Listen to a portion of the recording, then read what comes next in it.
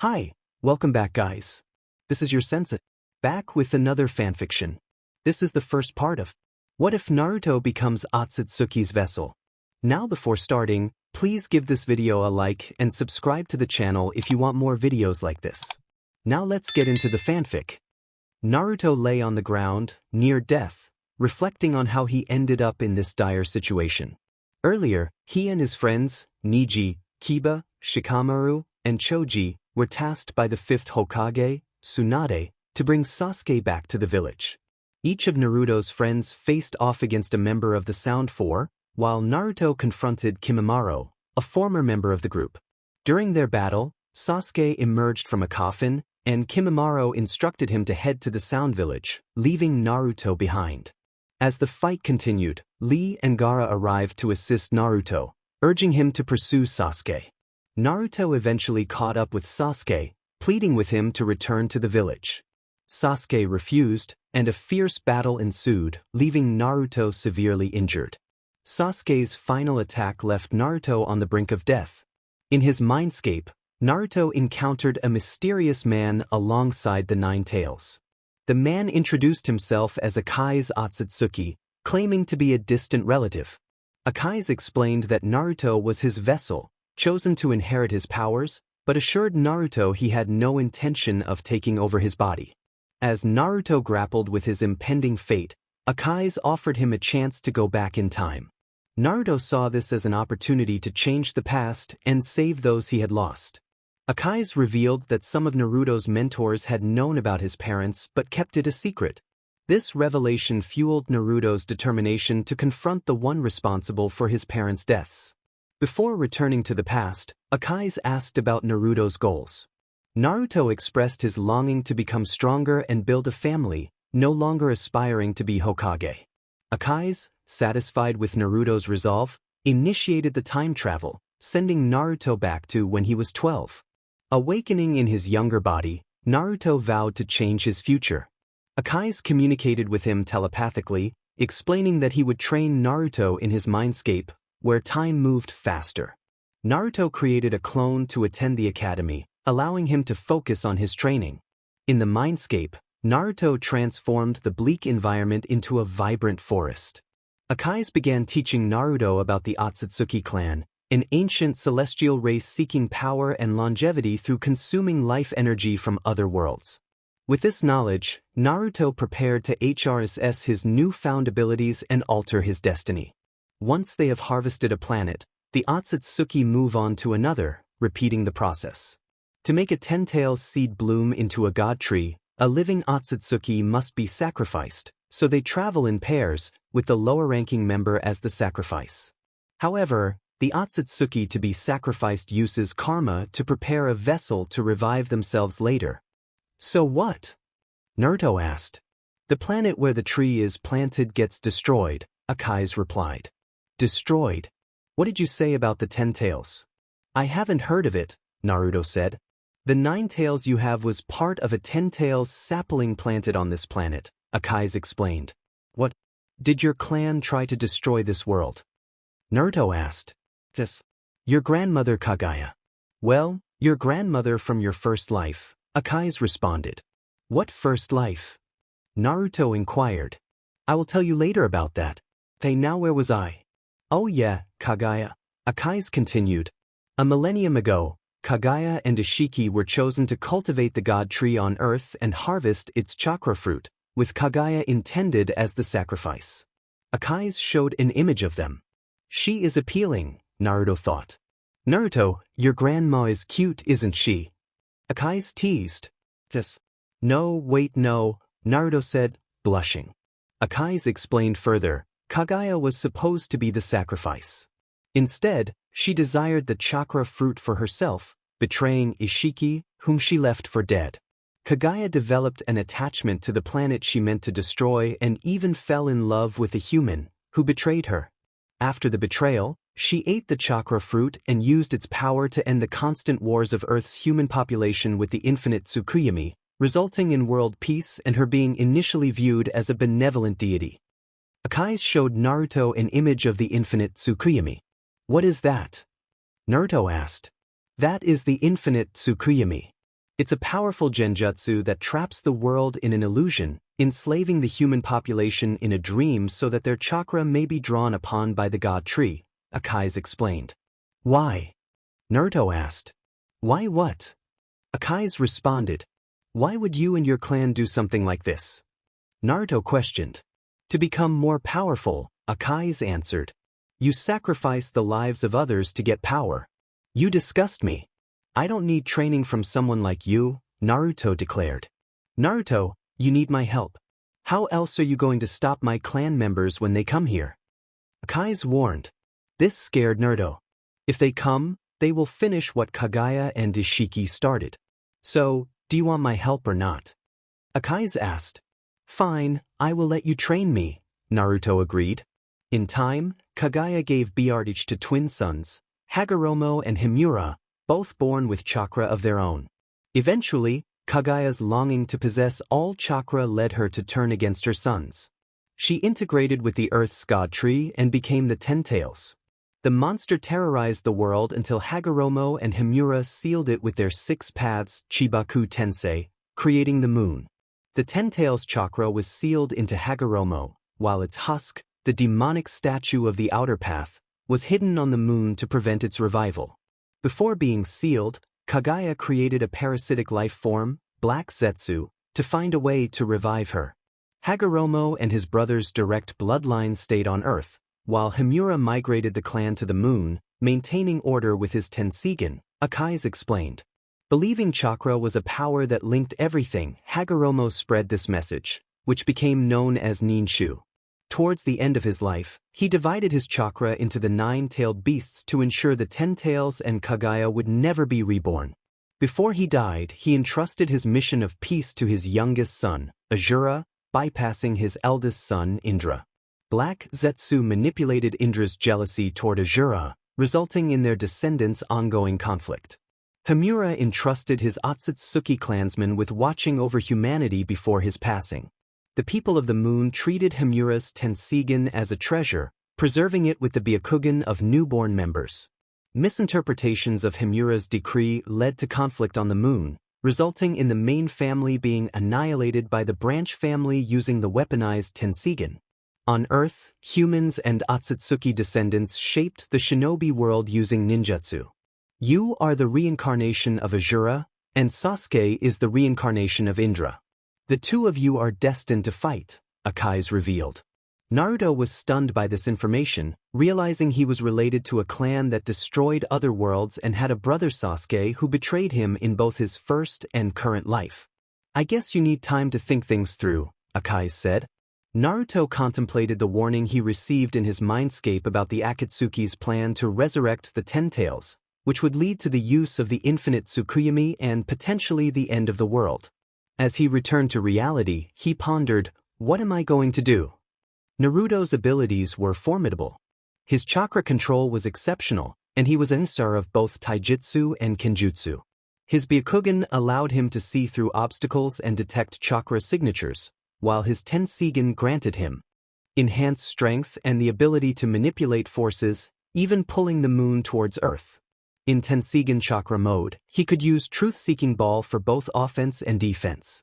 His Sharingan provided him with insight and the power to perform genjutsu, influencing others' thoughts and actions. The Mangekyo Sharingan further enhanced his abilities, allowing him to summon Susan, transfer objects between dimensions with Kamui, and create inextinguishable black flames with Amaterasu. Kodo Amatsukami offered subtle mind control, while Tsukuyomi trapped targets in illusions, altering their perception of time. The Rinnegan enabled Naruto to mstr any jutsu and control life and death, utilizing the 6 paths technique. With Yamatsu Hirasaka, he could open rifts in space for instant transportation. These powers made him a formidable force against the looming threat of the Akatsuki. The openings can be used to connect 2 different spatial locations within the same dimension or create a pathway that links 2 dimensions together. By entering these spatial tiers, the user can retreat, disorient enemies, or execute ambush attacks swiftly. Naruto had been training diligently, mastering various abilities from different clans, and gaining access to Kurama's chakra. He had grown more intelligent and was now ready for his graduation day at the academy. In the mindscape, Akai's asked, "So are you ready to begin?" "Yes, let's start," Naruto replied. A year later, Naruto had learned and mastered the abilities of the Otsutsuki, Hyuga, Uchiha, Senju, and Uzumaki clans.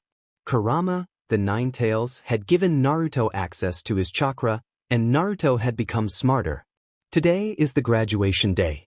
Aren't you excited? Akai said to Naruto through their mind link. Well, finally I get to become a ninja again, Naruto responded. Kit, why don't you just deal with that Uchiha brat? Kurama suggested through the mind link. Kurama, we've talked about this. Even though he can be difficult, he's still my brother, Naruto replied. Well, suit yourself, Kit. Don't blame me when he tries to betray you again, Kurama warned. After talking to Akai's and Kurama, Naruto got ready for the academy. He looked at his new appearance in the mirror, noting how he had changed, now appearing mostly Otsutsuki. I look good, don't I? Naruto thought with a smirk. Kid, without me, you'd look like a short, awkward shrimp in that orange outfit, Akai's teased.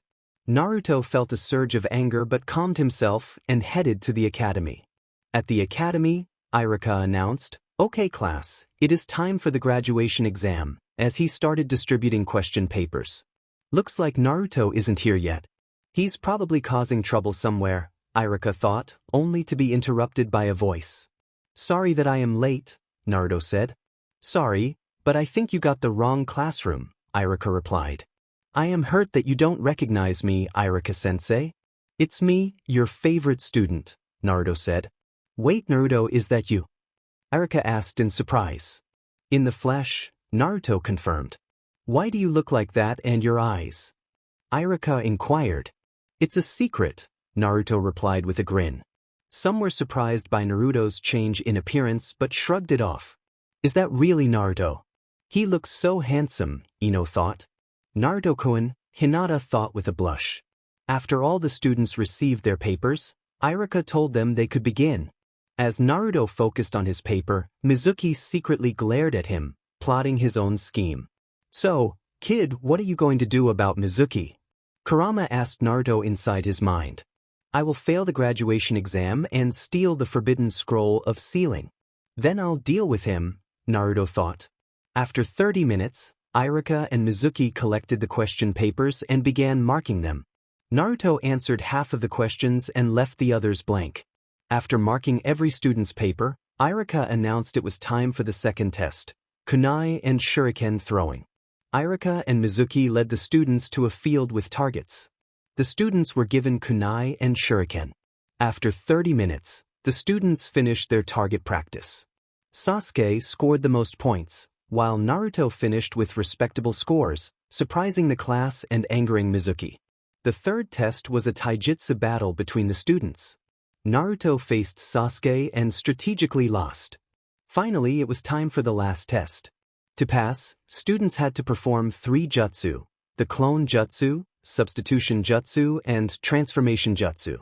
When it was Naruto's turn, Iruka instructed, Okay, Naruto, to pass, you have to perform 3 jutsu. Begin with the transformation jutsu, then the substitution jutsu, and lastly, the clone jutsu. Naruto used a playful transformation jutsu, which Iruka quickly dismissed, reminding him to take the test seriously.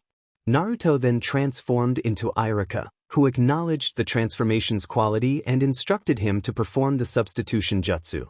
Naruto successfully completed the task by substituting himself with Mizuki. Okay, Naruto, only one more jutsu. But know this, if you fail to perform this, you fail the graduation exam and will have to redo a whole year of the academy, Iruka said. Yeah, okay, don't worry, Iruka-sensei. You're looking at the future Hokage, Naruto replied with forced enthusiasm. Yeah, right, a dead last becoming the Hokage.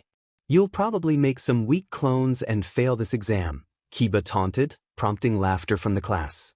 Kiba, when we fight in the Chunin exams, I will prove you wrong, Naruto thought to himself. Okay, Naruto, do the jutsu, Iruka instructed. Naruto began the hand signs for the clone jutsu. After he finished, 2 pale clones appeared and fell to the ground, causing the students to laugh, with Kiba laughing the hardest. Naruto, I'm sorry to say this, but you fail, Iruka announced. Naruto looked disheartened as he heard this. Time skip. We now see Naruto sitting on a swing, watching children walking home with their parents. As he watched, Mizuki approached him. Mizuki started talking to him, suggesting that Iruka was concerned for his safety and that there was another way to become a genin. He told Naruto to steal the scroll from the Hokage's office, and Naruto accepted the task. Time skip to night. Naruto stood in front of the Hokage, talking to him. Who are you? Hiruzen asked. I am hurt, old man, that you don't recognize me, Naruto replied. Naruto, is that you? You look different. Is that a dojutsu? Hiruzen inquired. Yes, it is me, and it is a dojutsu. It has similar abilities to the Hyuga's Byakugan, Naruto explained. How does he have a dojutsu?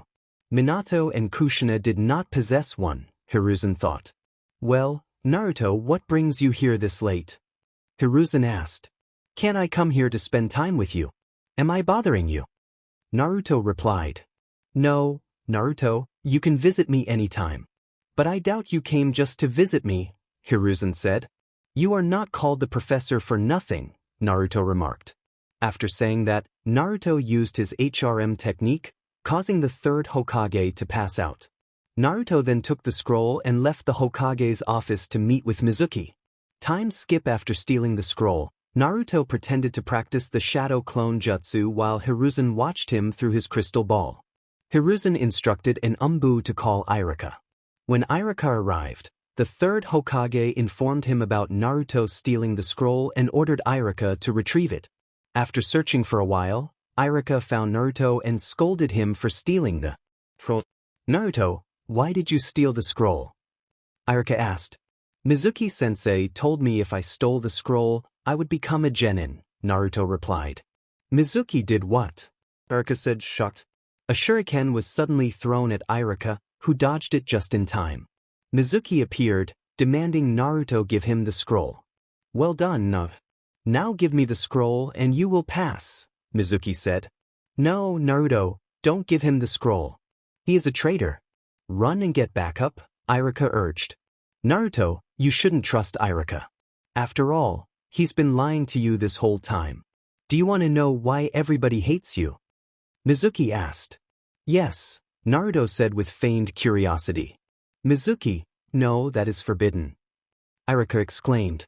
Don't you think he deserves to know the truth? Okay, Naruto, here's why the villagers hate you. The third Hokage made a law not to tell you, and if someone did, they would be punished, Mizuki revealed. No, Mizuki, don't do it, Iruka pleaded. Shut up, Iruka. Naruto, the reason why everyone hates you is because the Nine Tails is sealed inside you, Mizuki said. The Nine Tails is inside me. Naruto pretended to be surprised. Naruto appeared to freeze upon hearing this. Mizuki saw this as an opportunity to attack Naruto. He threw a demon wind shuriken at him, but Naruto caught it with ease and tossed it aside. Did you forget to eat breakfast this morning? That throw was pathetic, Naruto said coldly, surprising Hiruzen and Iruka. Iruka snapped out of his surprise and urged Naruto again to call for backup. Naruto ignored him and continued to look at Mizuki with a bored expression. You demon, how dare you mock me? I will defeat you, Mizuki threatened.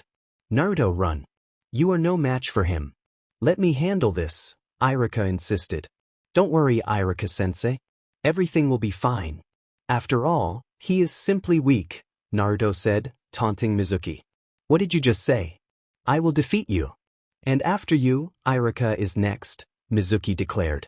Naruto made 2 shadow clones.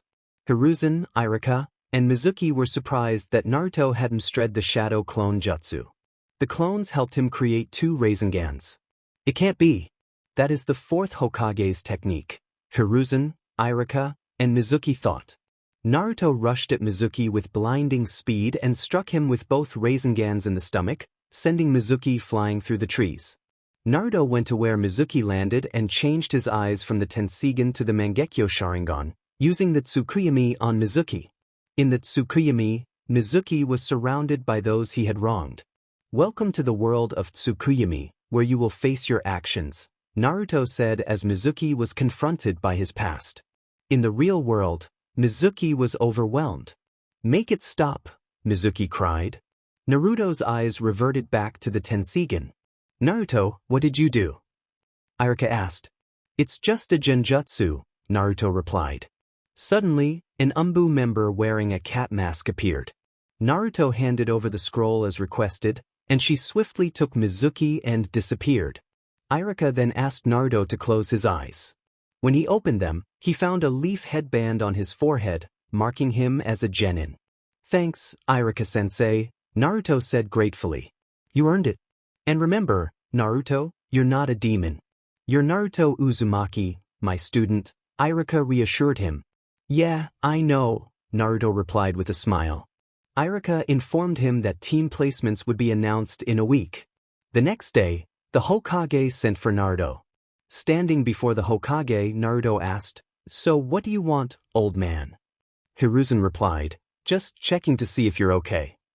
Naruto assured him he was fine. Hiruzen praised Naruto's impressive skills, noting his mastery of the Shadow Clone and Rasengan at such a young age. "You can bow at my greatness," Naruto joked with a smirk. Hiruzen advised, "Confidence is good, but remember, arrogance can be your downfall." Naruto nodded, though he thought otherwise. As Naruto was about to leave, a young boy burst into the room, declaring his intent to become Hokage after Hiruzen's demise. The boy tripped on his scarf, falling flat. Naruto laughed, "You tripped on your scarf. Maybe get a shorter one." The boy, revealed to be the Hokage's grandson, Konohamaru, was upset. Naruto advised him that respect is earned, not given due to his grandfather's title. After a brief exchange, Naruto left. Later, Konohamaru found Naruto at a training field and expressed his longing to be recognized for himself, not just as the Hokage's grandson.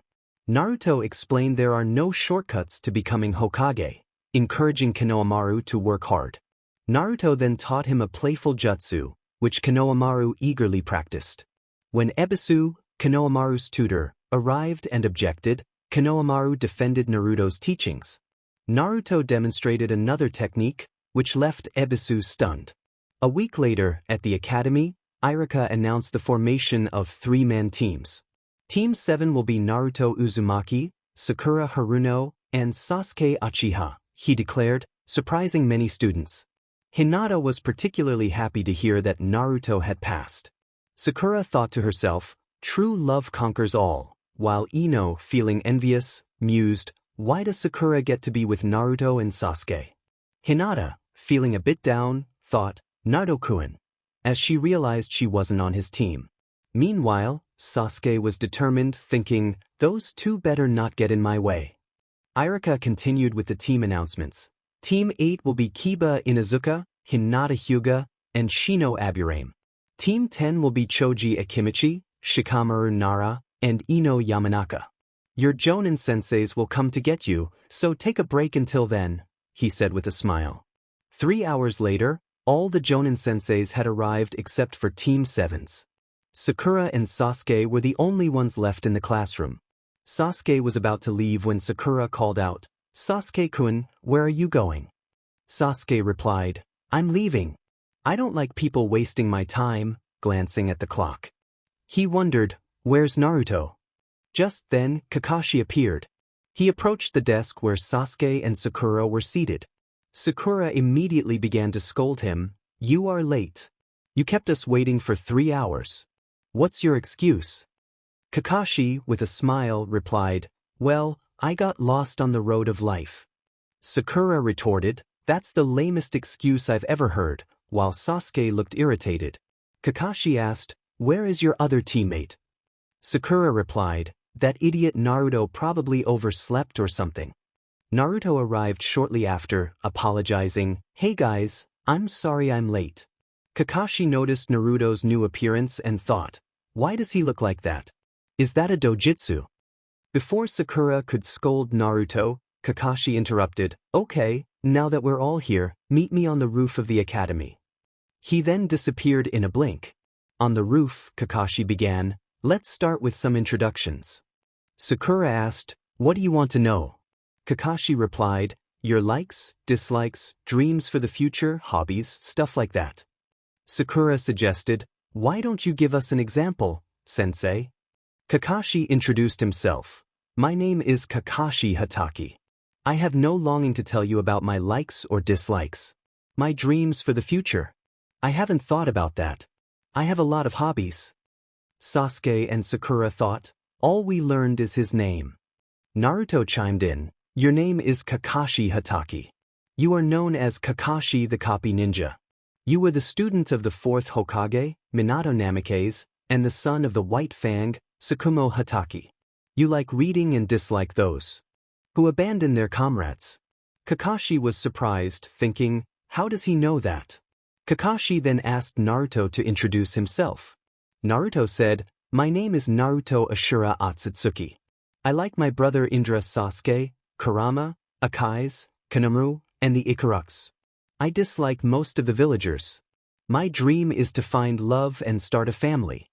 Kakashi thought, Ashura Otsutsuki. What a brother. I'll have to ask Lord Hokage about this. Kakashi then pointed to Sakura, now your turn, Pinky. Sakura introduced herself, I am Sakura Haruno. The thing I like is. She glanced at Sasuke, blushing. Kakashi sighed, thinking, fangirl. She will need to change soon. Kakashi asked, what are your dislikes? Sakura replied, Naruto and Ino Pig. Kakashi then turned to Sasuke, okay, your turn, Mr. Dark and Broody. Sasuke introduced himself. My name is Sasuke Uchiha. There are lots of things I dislike. I have few things that I like. I don't want to use the word dream. I have an ambition, the resurrection of my clan and to confront a certain man. Kakashi thought, as I suspected, he wants to confront Itachi. Kakashi concluded, well, you all are unique in your own way. We will start our duties tomorrow with the survival training. Sakura protested, but we did enough training at the Ninja Academy, Kakashi-sensei. Kakashi explained, well, I'm your opponent, but this isn't normal training. Of the 27 graduates, only 9 will be chosen as genin, the rest will be sent back to the academy. This training is a super difficult exam with a failure rate of over 66%. Sakura and Sasuke were wide-eyed, while Naruto remained unfazed. Kakashi continued, tomorrow, you will be graded on training field. Bring all your shinobi tools. Oh, and skip breakfast. You'll throw up. He then told them the location of the training ground and left. The next day, Sakura yelled at Kakashi, you're late. Kakashi apologized, sorry I'm late guys. A black cat crossed my path so I had to take the long way. After that, I helped some old ladies in need, he said with a smile. Sakura exclaimed, what kind of excuse is that? Kakashi shrugged it off, well, forget it. You guys have until the clock rings. He placed a clock on a log.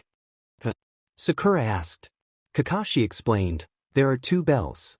Your task is to take these from me before noon. Those who cannot get a bell by noon get no lunch.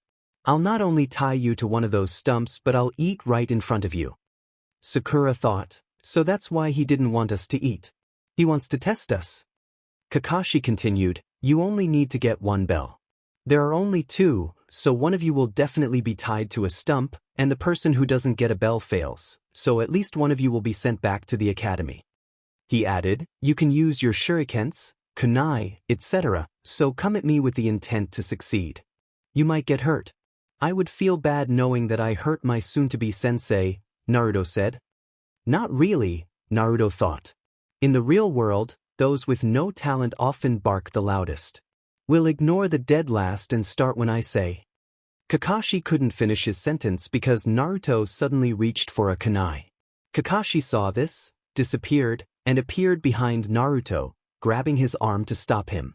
Slow down, I haven't said start yet. Kakashi said. Fast. Sakura thought. So this is Jounin level, Sasuke thought. Well, in real life the enemy won't wait for a start, Naruto said. After he spoke, he disappeared in a puff of smoke. All 3 widened their eyes. That boy, Kakashi mumbled. That was a shadow clone. I didn't notice. What, he disappeared? Was that a clone? But it was solid. Sakura and Sasuke were shocked. Well, he's right, The enemy doesn't wait for a start. So let's begin. Kakashi said. Sasuke and Sakura quickly hid in the forest. I really underestimated Naruto, Kakashi thought. Who'll I go after first? Kakashi said, looking around. With Sakura would be funny. Sakura breathed. Where are you, Sasuke? Then suddenly she heard a voice. Sakura. Sakura recognized this voice. Sasuke-kun. She turned happily, but to her horror, Sasuke was covered with kunai, and blood seemed to flow from him. Sakura. Help. He pleaded and fell. Sakura screamed and immediately fainted. Maybe I overdid that with the genjutsu, Kakashi thought. Well, I guess I can read my book until Naruto or Sasuke decide to come find me, Kakashi said, taking out his book. As he was reading, he was hit by a kunai. HMPF, Sasuke smirked, but it didn't last long as he saw there was a log. Substitution. Yes, answered Kakashi as he appeared behind him, but Sasuke reacted fast, jumped away, and threw some kunai at him, which Kakashi dodged easily. I'm different than those two, Sasuke said. Let's test that out, Kakashi said. Sasuke suddenly made some hand seals. That jutsu. Kakashi widened his eyes. How can he use that jutsu? He is merely a genin. HMPF, Sasuke replied as he finished the sign. Katon, Gokaku no Jutsu / Fire Style. Fireball Jutsu, sending a big fireball flying toward Kakashi. The fireball hit Kakashi.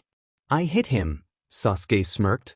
Well, not really. Suddenly Kakashi's voice came from the ground, and Kakashi's hands pulled Sasuke's feet into the ground. Ninjutsu, Doton, Shinju Zanshu no Jutsu Earth Release. Double suicide decapitation technique, Kakashi said and walked away. Sakura finally woke up from her nightmare and ran to search for her Sasuke-kun and found him, but Sasuke-kun lost his body and again fell unconscious. She is so useless, thought Sasuke. After a while, Naruto decided to fight Kakashi. So it is your turn. Well, bring it on, Kakashi said. Naruto walked towards him. Kakashi blinked for a second, and in that second, Naruto vanished. Kakashi felt a foot connect with his stomach. Naruto's kick sent him flying through trees. He is fast. I didn't even see him move, and his kick was powerful, thought Kakashi. Well, why don't you come here? Universal pole, Naruto said, putting his hand in front of him. What is he doing? Thought Kakashi. That was when he was suddenly pulled towards Naruto through a force.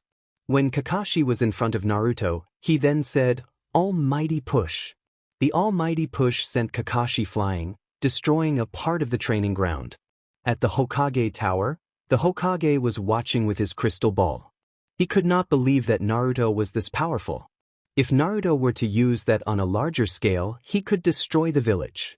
Back to Training Ground 7, what was that sound? Sasuke thought when he heard the sound of the training ground getting destroyed. Sakura was woken up by the noise. She saw Sasuke's head in the ground. She was about to faint again until Sasuke yelled at her. He told her to dig him out of the ground. She dug him out. What was that? Said a heavily injured Kakashi. That was the Almighty Push.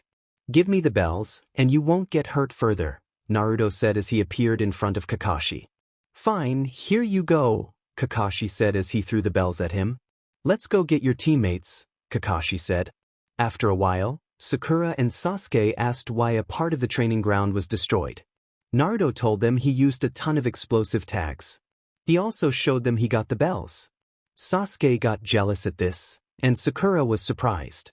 What are you going to do with the bells? You only need one to pass, Kakashi said. Suddenly Naruto threw one bell to Sasuke and the other to Sakura. What? Why me? Sakura asked. Well, it doesn't matter, right?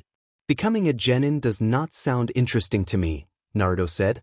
No, Sasuke said suddenly, and all the others gave him a questioning look. I will not take a bell that I didn't earn. Here, take it back. He gave it back to Naruto. Yeah, me too. It was nice, Naruto, but I can't take it. You fought for it, you should take it, Sakura said. Well, that means. Kakashi suddenly started. Naruto, Sakura, and Sasuke looked at him. You all pass? Said Kakashi with a grin. Silence. What? Sakura screamed in surprise. Even Sasuke was surprised. What do you mean? Well, the test was to see if you could work as a team. In the fight, you didn't show it, but this part was priceless, Kakashi said with a smile. This was a test to see if we would put our differences aside and work together as a team to get the bells, said Naruto. Yes, Kakashi answered. Remember, those who break a rule are called trash, but those who don't take care of their comrades are lower than trash. Well, it was nice to meet you, team. I'm looking forward to working with you. Kakashi smiled at his new students. Time skipped to the Hokage's office, where all the Jonin senseis, except Kakashi, were reporting on their teams. Team 8 passes, Kurenai stated. Hiruzen inquired, how were they? They had good teamwork, but they could use some improvements, Kurenai replied. Hiruzen noted, Kiba is arrogant and underestimates his opponents, which could be dangerous. Shino needs to work on his taijutsu skills, and Hinata lacks confidence. Kurenai acknowledged, I see. We'll work on those issues. Next, Asuma reported, Team 10 passed. They also had good teamwork. Hiruzen commented, Choji is kind-hearted, which might be risky. Ino needs improvement in various areas, and Shikamaru, though smart, is quite lazy. Asuma agreed to address these concerns. After the discussions, the Jonin senseis were dismissed. 3 hours later, Kakashi arrived. Sasuke has potential. Sakura needs a lot of work. Naruto is unique, Hiruzen remarked. Lord Hokage, do you know why Naruto calls himself Naruto Ashura Otsutsuki and mentions a brother named Indra? Kakashi asked. I don't know why he refers to himself that way or about his brother, Hiruzen admitted. He mentioned his dojutsu has abilities similar to the Byakugan. Kakashi expressed concern. He dislikes many villagers and might become a flight risk. Let's hope Naruto remains an ally to the Hidden Leaf, Hiruzen said. Kakashi then departed. Hiruzen turned back to his paperwork, lamenting, Inu Minato, how did you finish this so fast? A month later, after a series of uneventful D-rank missions, Team 7 was frustrated. At the Hokage Tower, Hiruzen listed their next duties: babysitting, shopping, and potato digging. Cut this out. I want a more exciting mission. Naruto shouted. I agree, Sasuke added. Kakashi sighed. I knew this day would come. Iruka reminded them, you're rookies. Everyone starts with simple duties. Naruto argued, these chores don't help us develop our techniques. The missions are ranked by difficulty, Hiruzen explained. D-rank missions are suitable for new genin. Old man, give us a better mission, Naruto insisted. Hiruzen, recalling the power of Naruto's jutsu, considered Kakashi's opinion. Do you think they're ready for a C-rank mission? I believe they are.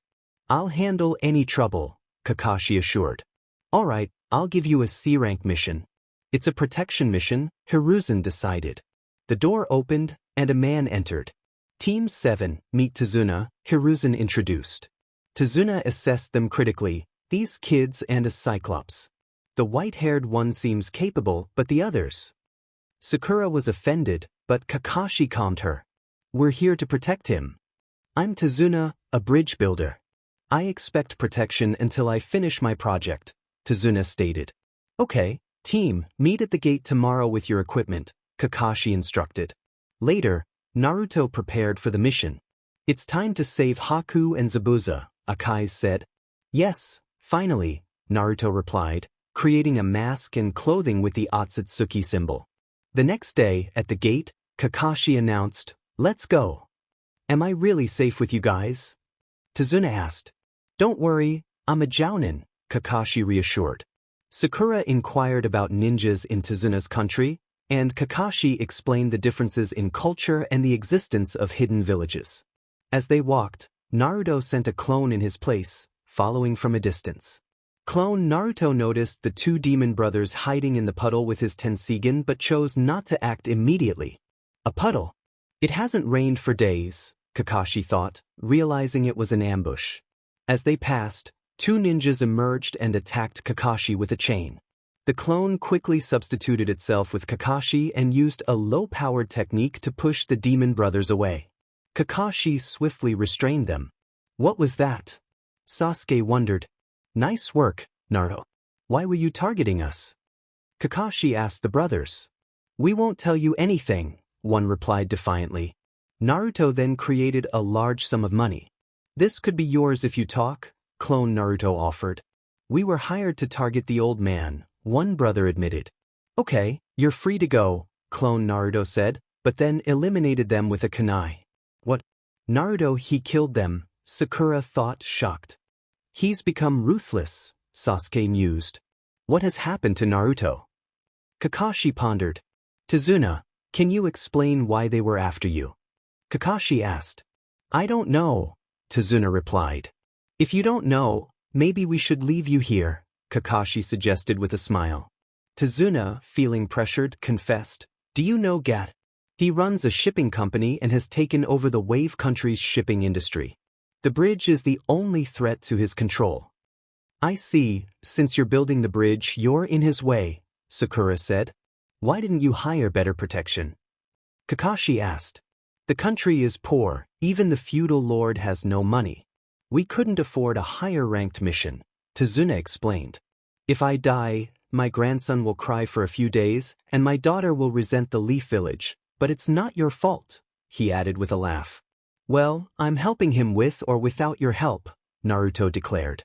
Thanks, kid, Tsunade replied.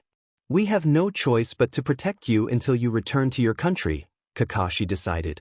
They continued walking until they reached a lake where Tsunade's friend awaited with a boat. After crossing, they walked for a while until Sasuke suddenly threw a kunai at a bush, startling a white rabbit. Sasuke-kun, you almost hit that rabbit, Sakura said. A white rabbit in summer. Was it for a substitution?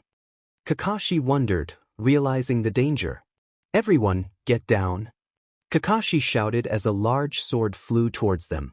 Kakashi shielded Sakura, Sasuke ducked, and Naruto moved Tsunade to safety. Well, if it isn't the copycat Kakashi. No wonder the demon brothers failed, the attacker remarked. Who is he? Sakura and Sasuke wondered. It's the rogue ninja Zabuza Momochi from the Hidden Mist. Kakashi identified him. Sasuke prepared to attack, but Kakashi stopped him. Sorry, Sasuke, but this one is on another level. I'll handle him, Kakashi said, revealing his Sharingan. What? How can he have the Sharingan? Only the Uchiha have it. Sasuke thought, surprised. Sharingan. What's that?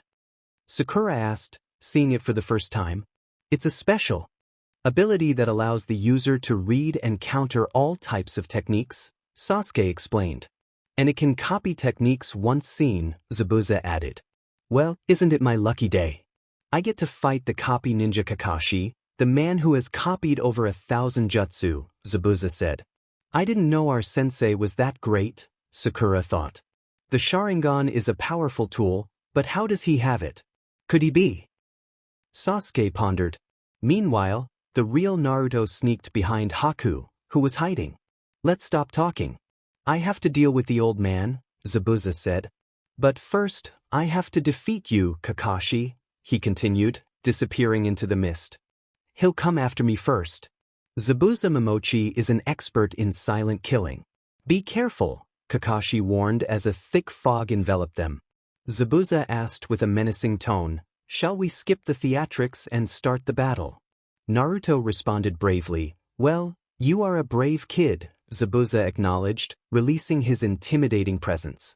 Kakashi prepared a jutsu and matched Zabuza's intensity, causing Sasuke, Sakura, and Tsunade to feel the pressure. Naruto, however, remained unfazed, having experienced worse from Akai's. Sasuke thought to himself, what an incredibly dangerous presence. It feels like I'll be killed if I make a single move. The intensity of a jounin. It feels like my life is being squeezed. I can't take it. I'd rather face it now and get it over with. Despite his fear, Sasuke was reassured by Naruto's determination. Sasuke-kun. Don't worry, I'll protect you guys even if it costs me everything. I won't let my comrades fall. As Zabuza appeared behind Tsunade, Kakashi intercepted him with a kunai. However, Another Zabuza emerged, revealing the first as a water clone. Zabuza attacked with his sword, but Kakashi vanished in water, having also used a clone. A water clone. Did he copy it even in the mist? Zabuza questioned. Kakashi then appeared behind Zabuza, kunai at his neck, declaring, "It's over." Zabuza chuckled, "It's over. Are you kidding me? There's no way you can defeat me with mere imitations." Another Zabuza appeared behind Kakashi, preparing to attack. Kakashi ducked and jumped into the sea, but Zabuza trapped him in a water prison technique.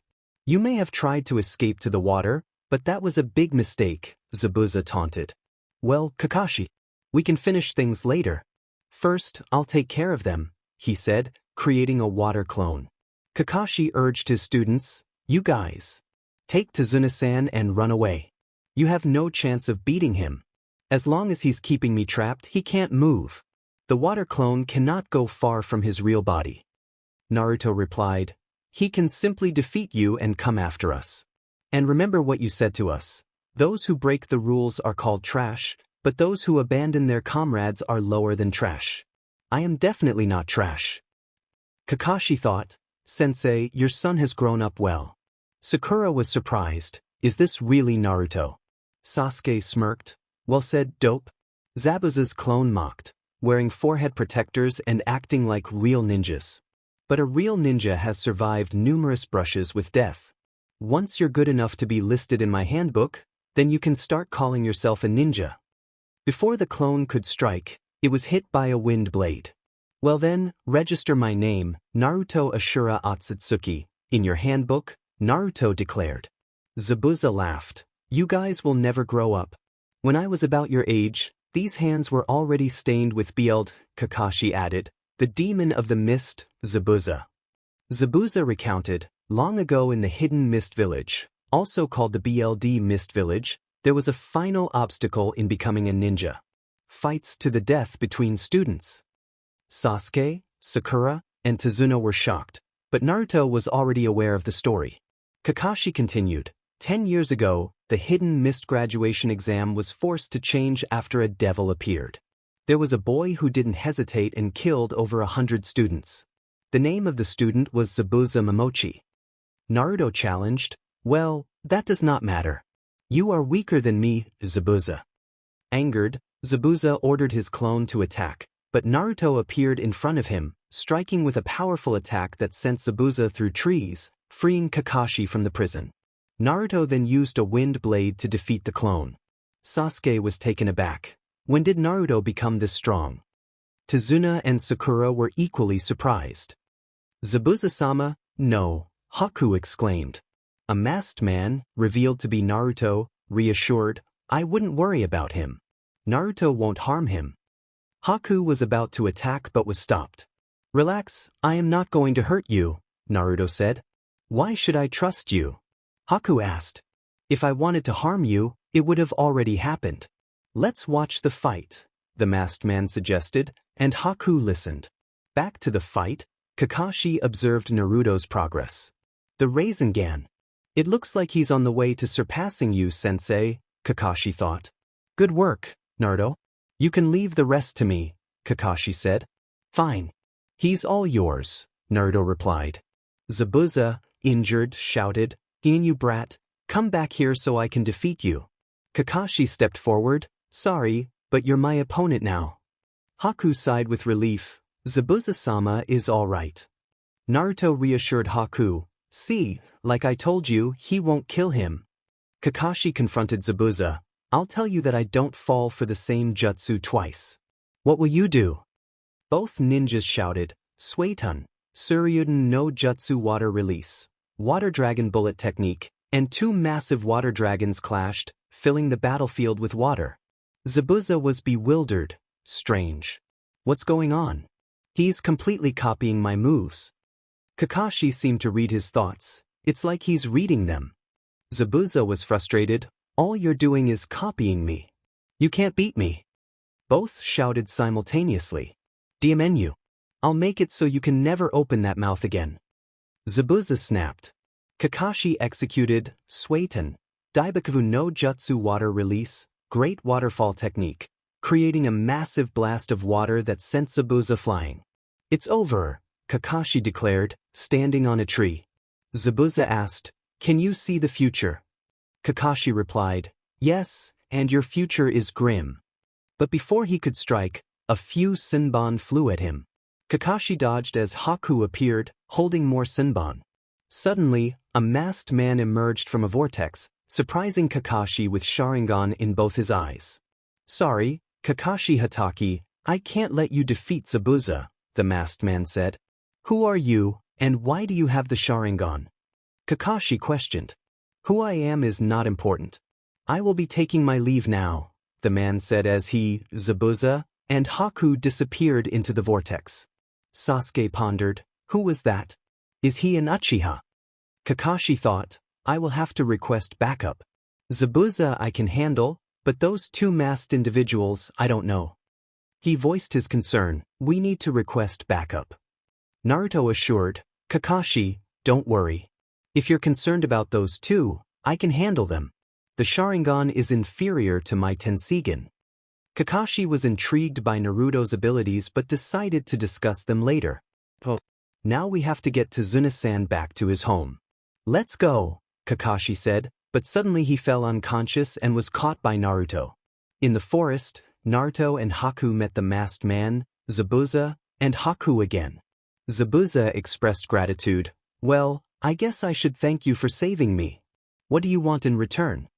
The masked man, revealed to be Naruto, replied, "Nothing." Zabuza was surprised. "Why would you do this?" "Save me.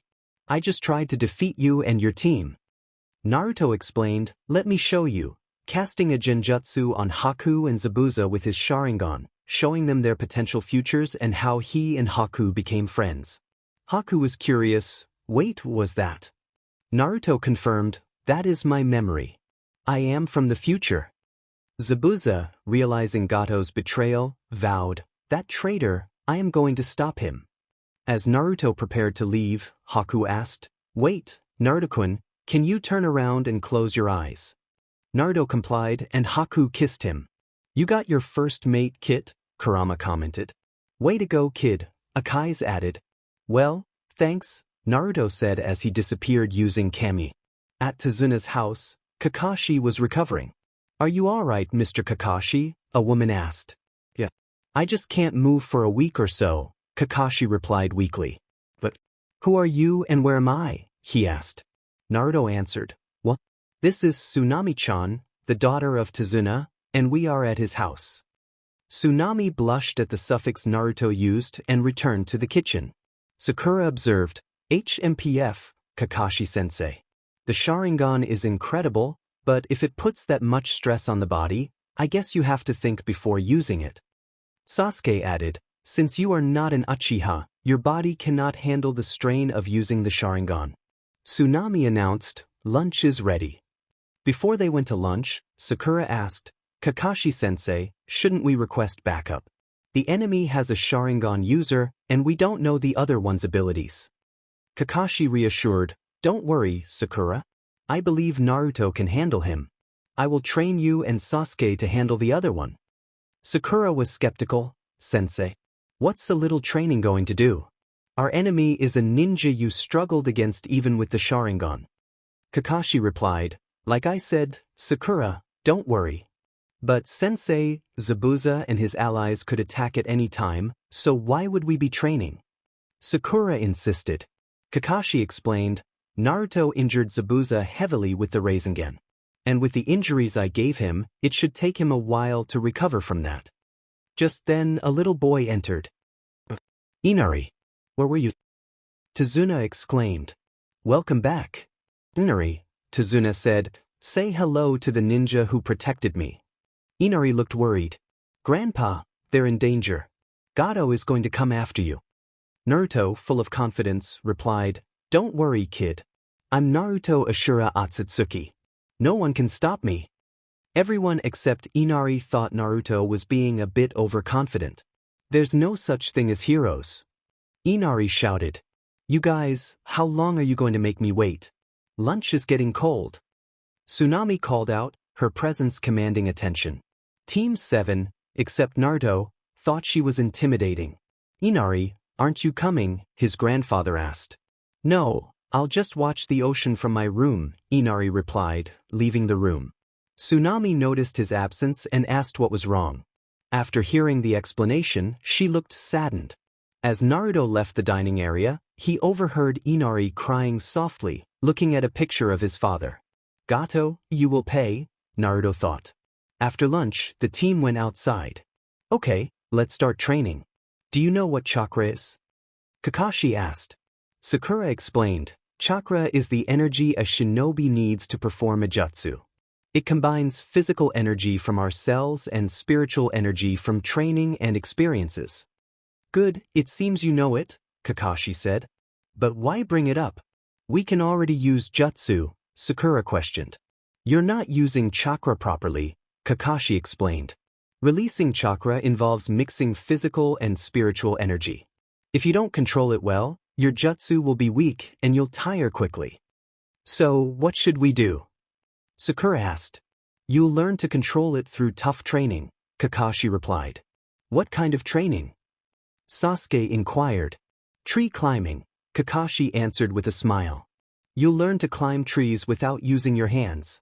"Let me demonstrate." Kakashi gathered chakra in his feet and walked up a tree. "How is climbing a tree going to make us stronger?" Sakura asked. "The purpose is to teach you chakra control. You need to bring out the right amount to the right area. This is crucial for using jutsu effectively. The amount needed to climb a tree is small but must be precise. If you can MSTR this, you can MSTR any jutsu. It also builds the stamina needed for proper chakra control," Kakashi explained. "Talking won't accomplish anything," Kakashi said, handing out kunai. "Use these to mark how high you climb. Then try to surpass that mark." Sasuke thought he should finish quickly, while Sakura hoped Sasuke would notice her progress. Naruto threw the kunai back to Kakashi and headed inside. "Naruto, where are you going?" "This training is beneficial," Kakashi said. "Leave him, since it's probably too hard for him," Sasuke smirked. "I don't need it. I can already do it," Naruto said, climbing a tree effortlessly. "What?" Sakura, Sasuke, and Kakashi exclaimed. "I guess I shouldn't be surprised," Kakashi remarked. Sasuke felt a pang of jealousy. After Naruto left, Sasuke tried climbing. He managed a few steps before the tree cracked under too much chakra. "I can't believe it's this hard," Sasuke thought. Meanwhile, Sakura sat on a high branch, having succeeded quickly. "Wow, her control and stamina are impressive," Kakashi noted. "Shut up, sensei," Sakura shouted, worried about Sasuke's reaction. "Darn it," Sasuke muttered. Meanwhile, Naruto helped Tsunade with the chores. "Thank you, Naruto, for helping me." "You don't have to, you are a guest," Tsunade said. "No, Tsunade-chan, I would feel bad doing nothing and watching you work," Naruto replied with a smile. "If only he was a little bit older, I would have probably gone for him," Tsunade thought. "Well, Inari is quite rude," Naruto commented. "He wasn't always like that. He changed after." Tsunade trailed off, unable to finish her sentence, and started to cry. Naruto hugged her. "Don't worry, Tsunade-chan. Gato is going to pay," Naruto said, comforting her. "He feels so warm," Tsunade thought while in Naruto's embrace. She suddenly lifted her head up, staring into his blue eyes. Their faces got closer until their lips met. The kiss lasted a moment until Tsunade pulled away. "Tsunade, I will always protect you and Inari. I consider you too precious to me," Naruto said, making Tsunade blush. The next day at the bridge, Sakura sighed. "It's boring here." "You sure seem bored all by yourself. Where's Naruto and Sasuke?" Tsunade asked. "I don't know where Naruto went. Sasuke is training. I am the only one available to protect you," Sakura replied. "Hey, Tsunade." A coworker suddenly called out. "What is it, Sato?" Tsunade asked. "I've been doing a lot of thinking recently and can I stop working on the bridge?" "Why is that? This is so sudden." "Not you too." "Tsunade, we've been close for a long time now. I want to help you, but if we continue this, Gato will notice us." And if you get killed, then what's the point? Why don't we quit now? Building the bridge. I can't do that. This bridge is our last hope.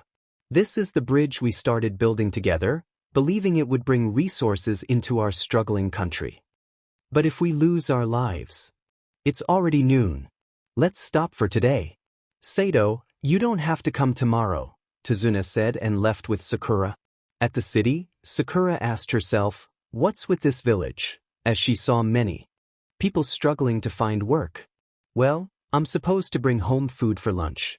Well, here we are, Tsunade said as he walked into the store. There's hardly anything here to buy. Sakura noted, seeing the few goods available. It's been like this since Gato came. All the adults have lost hope. That's why we need that bridge, a symbol of courage. We need people to lose their fear and regain the longing to stand up for themselves. If that bridge can be completed, the city will return to how it used to be, Tsunade explained. Sasuke-kun, Kakashi-sensei, Naruto, we must help them, Sakura thought sadly. Later, Team 7 was eating. They were all enjoying the food until Inari yelled, what's the point of becoming stronger? You will die anyway. And ran away. There is an explanation for his behavior, Tsunade said. Inari had a father not related by blood, but they were very close, like a real father and son. Inari would laugh a lot back then. But Inari changed since the incident with his father. Tsunade cried. What happened? Kakashi asked. Well, before I get to that, I first have to tell you about the man who was called the hero of this city, Tsunade said, recounting how Gato executed Kaiza. Terrible. Sakura cried, and Sasuke looked away. Where is Naruto? He left by himself last night, Kakashi wondered. He's missing breakfast. Plus, Sasuke goes off on a walk and doesn't come back, Sakura wondered. She then saw Sasuke standing at the top of a tree. So, finally mstred the tree climbing exercise, Naruto said as he appeared. Sasuke-kun. Sakura cried with admiration. Back at Tsunade's place, as they sat in the dining room, Inari became angry. But why do you guys bother to try so hard? No matter how hard you train, you're still no match for Gato's men. I'd hate to be like you. You don't know anything about this country, yet you're being so nosy. What do you know? You don't know how hard life can be. Inari cried. Inari, you don't know how lucky you are to have such an amazing mother and a brave grandfather. There are people who aren't as privileged as you, and here you are acting like a spoiled brat. Running away and crying won't solve your problems, Naruto said as he left the table. Later, Inari was sitting behind the house, looking at the ocean. Can I join you? Kakashi asked, sitting beside Inari. Well, Naruto didn't mean any harm by what he said. Tsunade-san told us about your dad. Like you, Naruto also grew up without a father. Actually, he's never known his parents and he never even had a single friend. The truth is, he had a rougher past than you. But I have never once seen him cry or complain. He's always trying his best to get people to acknowledge him, Kakashi explained. I no longer seek the village's approval, thought Naruto, sitting on the roof. Just like your father, Naruto may understand your feelings better than anyone else. He doesn't seem to be able to not be concerned about you, Kakashi continued. At the end of the week, in the morning, Team 7 was going with Tsunade to the bridge. Naruto created a clone to guard Tsunami and Inari. At the bridge, Tsunade yelled, What is this? As he saw his co-workers were all unconscious. Mist started to fill the area. He is here. Kakashi thought. At Tsunade's home, two of Gato's men were standing in front of Tsunade's house. Back to the bridge. Long time no see, Kakashi. I see you're still with those brats, Zabuza said. Zabuza, this time I will end you, Kakashi replied. Relax, Kakashi, we are not enemies anymore, Zabuza stated. What do you mean? Kakashi asked. Since Gato isn't planning to pay me, we don't have to fight, Zabuza explained. Fine, then I am guessing you will be leaving now, Kakashi said. Well, I will leave after I deal with Gato, Zabuza concluded. Speaking of Gato, he will come soon with his men to finish us off, Zabuza said. So we just have to wait for them. Where is your masked friend? Kakashi asked. I don't know where he is, Zabuza lied. At Tsunade's house, Tsunade and Inari were washing dishes when suddenly two men burst through the door. Are you Tsunade's daughter? Sorry, but you're coming with us, one of the men said, grabbing Tsunade's arm. Who are you? Tsunade screamed, trying to shake him off. It doesn't matter, he replied. Inari, feeling scared, remembered Naruto's words, running away and crying won't solve your problems. Suddenly Inari yelled, let my mom go. I will not let you hurt her. And charged at the man. Inari, no. Tsunade cried. Stupid kid, one of the men said, drawing his sword to slash at Inari, but he was stopped by Naruto. Who is ready for a free ticket to defeat? Naruto said. Naruto. Inari and Tsunade thought happily. Well, if it isn't one of the ninja Tsunade hired, one of the men sneered. You did good, Inari. You finally stopped running away, Naruto said, ruffling his hair. Naruto, I was so scared, Inari cried. Well, you still have to work on the crying, Naruto replied. Hey, who do you think you are, ignoring us? One of the men said, attacking Naruto. Naruto quickly dispatched them with his wind techniques. The threat is gone, Naruto said. Thank you, Naruto, Tsunade said, hugging him. Didn't I tell you I would protect you and Inari? Naruto said. Yes, you did, Tsunade smiled. Inari, why don't you go call the other villagers and tell them it's time to end Gato's reign? The clone then disappeared. Back at the bridge, Kakashi asked, Naruto, I almost forgot. You still haven't told me about your dojutsu. The Tenseigan has the abilities of the Byakugan. It also has similar abilities to the Rinnegan, Naruto explained. The Rinnegan. I thought that was a myth, Kakashi said. The Rinnegan is not a myth, Naruto replied. Time passed, and suddenly a man stepped out with an army. Gato, you finally arrived. You didn't plan to pay us, did you? Zabuza said. Hee, I'm going to have you killed here, and you're right, I never planned on paying you, Gato said. You really are a scoundrel. Well, it's time for you to face justice, Zabuza said as he rushed at Gato and his men, cutting through them swiftly. Zabuza and Naruto finished off the remaining ones. As Zabuza said, it's time to end this, Gato, Naruto declared. No, please spare me. I will give you anything, Gato begged. Well, tell me where your money is and the combination to your safe, Naruto demanded. Gato complied, hoping for mercy. Yes, a deal is a deal. Tsunade, use his money to rebuild the Land of Waves, Naruto said. Gato was relieved until Naruto added, Zabuza, he's all yours. Naruto, you are ruthless. You just gave him hope and crushed it fast. I like it, Akai's commented. Zabuza ended Gato's reign. Inari and many villagers arrived to see Gato defeated and began to celebrate. After a few minutes, well, I guess this is goodbye for now, Haku said to Naruto. Naruto touched her neck, placing a seal. With this, I'll be able to find you, Naruto whispered. After a while, Zabuza and Haku left. Now that Gato is gone, we can finish the bridge, Tsunade said. Yes, the villagers shouted. 2 weeks later, Tsunade thanked them. Thanks to you, we've completed the bridge. Thanks for everything. No thanks needed. We did what we thought was right, Kakashi replied. Will you come to visit us again soon, Naruto-Nizan? Inari asked. Yes, I will. I made your mother a promise to protect you both. I am a man of my word, Naruto assured him. That boy changed Inari's heart. And Inari changed the people's hearts. That boy gave us hope and courage, Tsunade said with a smile.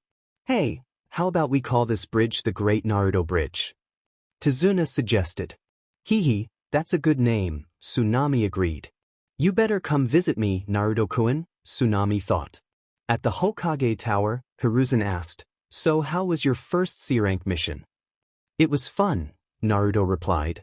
Okay, Kakashi, give me a report of the mission, Hiruzen requested.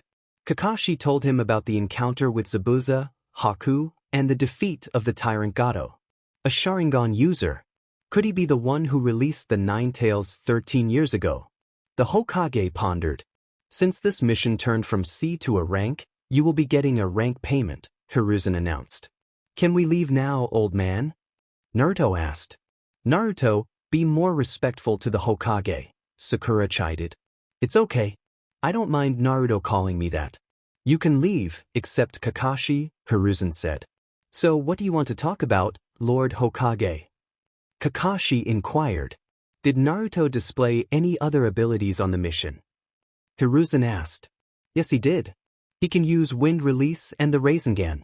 He also told me about his dojutsu, Kakashi reported. What is its name? Hiruzen asked. It's called the Tenseigan. He said it has similar abilities to the Rinnegan, Kakashi explained. Naruto's abilities were becoming increasingly evident, and Kakashi was tasked with monitoring him. Hiruzen expressed concern about Naruto's potential to betray the village, but Kakashi hoped it wouldn't come to that. As the Chunin exams approached, Team 7 completed numerous missions. Kakashi, unusually punctual, gathered his team on a small bridge. I'm really proud of all of you, he said with a smile. I've recommended you for the Chunin exams. If you want to participate, go to room 301 at the academy tomorrow and submit these applications. He handed them each an application before disappearing. Sasuke walked away, followed by Sakura, who was still trying to win his attention. Meanwhile, Naruto headed to Ichiraku's for some ramen. On his way, he heard Konohamaru yelling and found him being bullied by Kankuro. Temari urged Kankuro to stop, but he was intent on causing trouble. Naruto intervened, defending Konohamaru and confronting Kankuro. Just then, Gaara appeared, reprimanding Kankuro for his behavior. Naruto introduced himself, and Gaara apologized for his brother's actions. Naruto then invited Temari on a future date, which she accepted with a smile. Afterward, Naruto enjoyed his meal at Ichiraku's, exchanging friendly banter with Tsuchi, the owner. The next day, Naruto joined Sasuke and Sakura on their way to the academy. On the second floor, they encountered Rock Lee, who seemed to be in trouble with two guards. Naruto quickly intervened to protect Tenten from a punch, impressing those around with his speed. Sasuke, noticing a genjutsu, challenged the guards, but Lee intervened to stop the conflict. Neji, another ninja with distinctive white eyes, approached, questioning Lee's actions and reminding him to conceal his true strength. Rock Lee stood with bandages wrapped around his right arm, chest, and leg. Sorry, but Lee paused, glancing at Sakura before blushing. My name is Rock Lee. You are Sakura. Please be my girlfriend. I vow to protect you with my life, he declared. Definitely no, Sakura replied. Why? Lee asked. Because you're a bit strange, Sakura said, leaving Lee a little disheartened. Naruto laughed at the exchange. Hey, what's your name? Neji asked Sasuke. It's common courtesy to give your own name before asking someone else's, Sasuke replied. You must be a rookie, aren't you? How old are you? Neji continued. I am not obliged to answer that, Sasuke said. Hey, Sasuke, Naruto, come on, let's go, Sakura urged, and they began to walk to the examination room only to be stopped by Lee. Hey, you with the attitude, hold on, Lee said to Sasuke. What do you want? Sasuke asked. I want to fight right here and right now, Lee challenged. You want to fight me here and now? Sasuke questioned. Yes. My name is Rock Lee. You said it's common courtesy for a challenger to give his name first, Lee replied. Sasuke Uchiha. Sasuke introduced himself. So you know me, Lee noted. I challenge you. Everyone talks about the Uchiha clan and how great they are. I want to see if it's true. I figured you would be a good test for me. And also, Sakura, I love you, Lee declared. No, I would never love someone like you. Those eyebrows of yours are unusual, Sakura exclaimed. Why does this guy like Sakura? I wonder what he sees in her. I hope he gives Sasuke a good challenge, Naruto thought. You've heard of the Uchiha clan and yet you're challenging me. You must be even more determined than you look. If that's possible. You want to know more about my clan? Then I'll teach you the hard way, Sasuke said. Bring it on, Lee responded. Excellent, a matchup against the #1 rookie. I will draw him out and get him to reveal his technique, and I will prove myself to you, Guy-sensei, Lee thought. Okay, let's fight, Sasuke agreed. Sasuke, having unlocked his Sharingan, took the challenge seriously, claiming he was the strongest genin in the leaf. He attacked, but Lee's leaf whirlwind sent him flying backward. Sasuke got back up, resorting to his Sharingan to figure out Lee's technique, but it was futile. Lee explained that his techniques were not ninjutsu or genjutsu, but taijutsu or martial arts. With hand-to-hand combat, the Sharingan wasn't helpful, as one's body couldn't move fast enough to react. Lee used the shadow of the dancing leaf to prepare his next move, but a large turtle stopped him. The turtle reprimanded Lee for using a forbidden technique, leading Team 7 to think the turtle was Lee's sensei. Might Guy, Lee's actual sensei, appeared on top of the turtle, punishing Lee before hugging him and crying afterward. Team 7 was dumbstruck, and Sasuke couldn't believe he was beaten by what he perceived as an unusual opponent. Guy asked the team about his eternal rival, Kakashi, mentioning their match record. Guy claimed he was faster and stronger than Kakashi. When Guy left, Lee confessed that he wasn't the strongest genin. His teammate, Niji Hyuga, was. Naruto told Sasuke that Lee obviously trained harder than him. In the end, the team focused on the Chunin exams. After the fight, Team 7 and Lee headed to room 301, where the first phase of the Chunin exam would be held. They were greeted by Kiba. So once again, the rookies are together again, huh, Akamaru? Kiba said. Ino hugged Sasuke from behind, causing Sakura to start yelling at her, which continued for a while. So troublesome, said Shikamaru, with Choji close behind munching on chips. Well, Shikamaru, I didn't expect to see you here. Isn't this too much work for you? Naruto asked, half joking, half surprised. Yeah, but Asuma made us, so here we are, Shikamaru replied, sounding very bored. You guys might want to keep it down, you're attracting a lot of attention, said a boy with black eyes and gray hair in a ponytail, wearing circular glasses. He also wore a dark purple shirt with a white undershirt and a white sash around his waist, dark purple breaths, blue sandals, and a shuriken holster on his right leg. Who are you? Sasuke asked. Me. I'm Kabuto Yakushi. You must be the rookie genin, he stated. Yeah, we are, Sasuke replied. Well, maybe I can help you out then, Kabuto offered, proceeding to talk about the exams and his 7-in-a-row streak of failure, as well as his ninja info cards. He still made remarks about the Sound Village. Show me what you have on Gaara of the Desert, Rock Lee, and Naruto Ashura Otsutsuki, Sasuke requested. Naruto smirked at Sasuke. Okay, first up, Gaara of the Desert. His teammates are Temari and Kankuro of the Desert, who are also his siblings, and it says here he has completed 8 C ranks and a B rank without getting a single scratch. In fact, he has never been injured. The genin were stunned until Kabuto moved on. Rock Lee's teammates are Niji Hyuga and Tenten, with Sensei Might Guy. His taijutsu has increased dramatically over the past 12 months, but the rest of his skills are virtually non-existent. He had completed 20 D ranks and 11 C ranks. Just as Kabuto was about to read Naruto's info, Naruto grabbed the card and tore it apart. You should not give someone's information without their permission, Kabuto. Naruto and Shikamaru grew suspicious of Kabuto because he had classified information that only a Kaguya would have access to.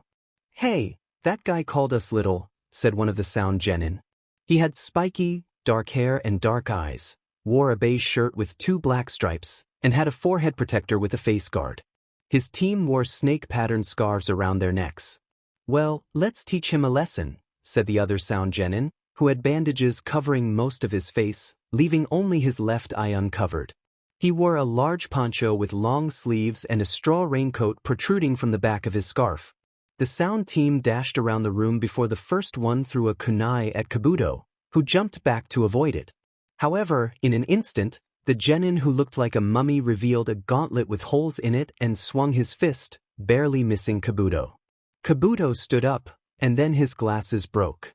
Oh, I see, it was that kind of an attack, he said, taking off his glasses, but something else was happening, and he clutched his stomach in pain, coughing. Kabuto, are you all right? Asked Sakura. Put this in your information. The genin of the Sound will all be Chunin when this exam is over, said the Sound ninja who threw the kunai. Suddenly, a large cloud of smoke appeared, and about 16 leaf ninja were revealed as the smoke faded away. The big one in the middle had a grin and said, "I am Ibiki Marino, the first proctor of these Chunin exams and as of now, your worst nightmare. We will now start the first test in the Chunin exam. Instead of your current seating arrangements, you will pick one of these numbers and sit in the seat where the numbers are. We will then hand out the exams," Ibiki said. The first test, huh? Naruto thought nostalgically as he sat next to Hinata. "Kid, when are you gonna go after the Hyuga?" Akai's asked. Maybe after the Chunin exams, Naruto thought. Now there are many important rules to this first test. I'll write them on the board while I explain, but questions will not be allowed, so listen carefully, Ibiki said. Rule 1, the test works on a point deduction system. Unlike regular tests, you all start off with a perfect score of 10 points. If you answer 3 questions wrong, your score is 7. Rule 2, every time a person is caught cheating, they will lose 2 points. Get caught cheating 5 times and you fail. That is what the sentinels you see to your sides are for. They will monitor you. Anyone caught cheating doesn't deserve to be here. Finally, you will be scored together with your team, and if one person on your team gets a 0, you all fail. The 10th question will be given out 45 minutes from now, finished Ibiki. Sakura paled and started worrying about Naruto getting a 0, as she still didn't think he was intelligent. Now begin, announced Ibiki. Everyone started to read the questions, and many quickly realized that they didn't know the answers for many, if not all, of the questions and came to the conclusion that they had to cheat. There were many different methods of cheating, such as using Dojutsu, using pets to find answers, mirrors, and even jutsus. Naruto finished with his answers. Now all I have to do is sit back and wait, thought Naruto. As Naruto was about to lean back, a kunai whizzed past his face and into the test of the person behind him. What was that all about? Asked the genin. 5 strikes and you're out, you just failed the test, said the Chunin who threw the kunai. What? It can't be, cried the genin. The trend of failure continued and many teams failed, about 15 in total, and now the time of the 10th question was approaching. Kankuro chose that time to walk in just as Ibiki was getting ready to ask the 10th question. Ah, you've returned. I hope your trip to the bathroom was enlightening, said Ibiki with a small grin. Kankuro appeared nervous but walked back to his seat while dropping a tiny rolled-up scroll near Temari. Now listen carefully and try not to let the rules frighten you. Very well, rule number 1, each of you is free to not take the question. It's your decision, began Ibiki. Whoa, so what's the catch? Say we don't want to take the question, asked Temari. If you refuse to take the 10th question, regardless of your answers to the other 9, you get a 0, meaning you fail along with your teammates, replied Ibiki. Murmurs went around of people saying that they would definitely take the question before Ibiki spoke. You didn't let me finish. If you choose to take the question and answer it wrong, you and your teammates will be barred from taking the Chunin exams forever. Hey, that's not fair. There are lots of people who have taken this exam before, said Kiba angrily. Ibiki chuckled and said, I guess you're just unlucky. I wasn't making the rules before, but I am now. Of course, if you don't want to take it, you don't have to. If you're not feeling confident, then by all means skip it and come back and try again next year, said Ibiki, who then laughed. Ibiki addressed the group, offering them a chance to leave if they didn't want to take the 10th question. A few participants decided to quit, but Naruto remained determined. Sakura, worried about Naruto, considered raising her hand, but Naruto's resolve stopped her. He boldly declared, Don't underestimate me. I don't quit and I don't run. Even if I'm stuck as a genin, I'll still be the strongest. Ibiki observed that Naruto's outburst inspired others to stay. 78 left, more than I expected, he thought. He then announced, You all passed the first exam. Sakura was confused, asking about the 10th question. Ibiki explained that the decision to stay was the answer. The first 9 questions were designed to test their ability to gather intelligence under pressure. Cheating was encouraged to see how they would handle the challenge, with Chunin disguised among them to catch clumsy attempts. Ibiki revealed the importance of accurate intelligence, showing scars as a testament to the risks involved. He emphasized that misinformation could be deadly. The 10th question was about testing their resolve as a team.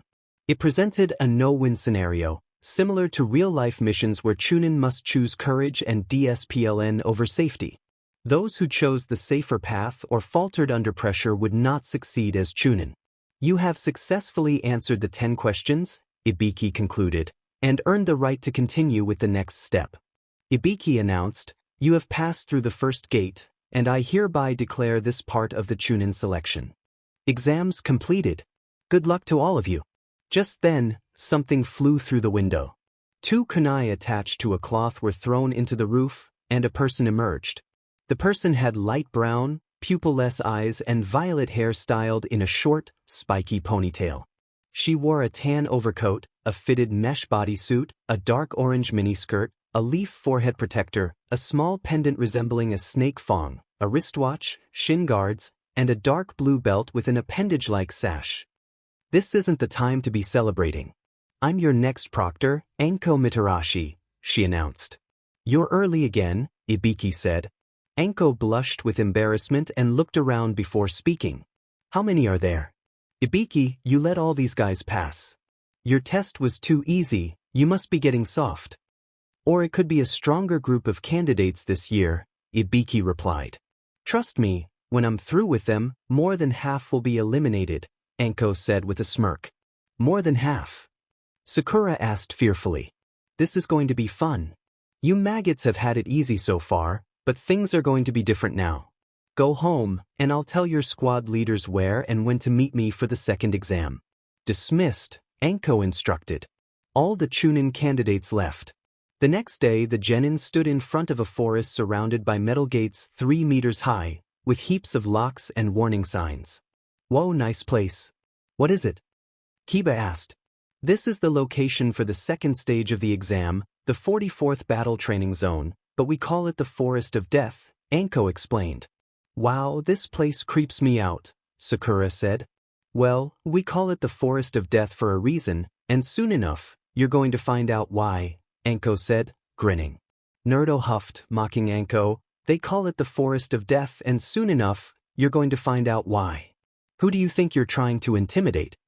"So, looks like we've got a tough guy," Anko said, smiling before throwing a kunai at Naruto, which scratched his cheek. Anko then appeared behind Naruto and warned him that it's always the overconfident ones who face trouble first. Instantly, Naruto appeared behind her, whispering, "Anko-chan, don't try something like that again. I would hate to hurt someone as capable as you." The other Chunin candidates thought, "He is fast." Anko thought, "The kid is fast. He feels so warm." Naruto let her go.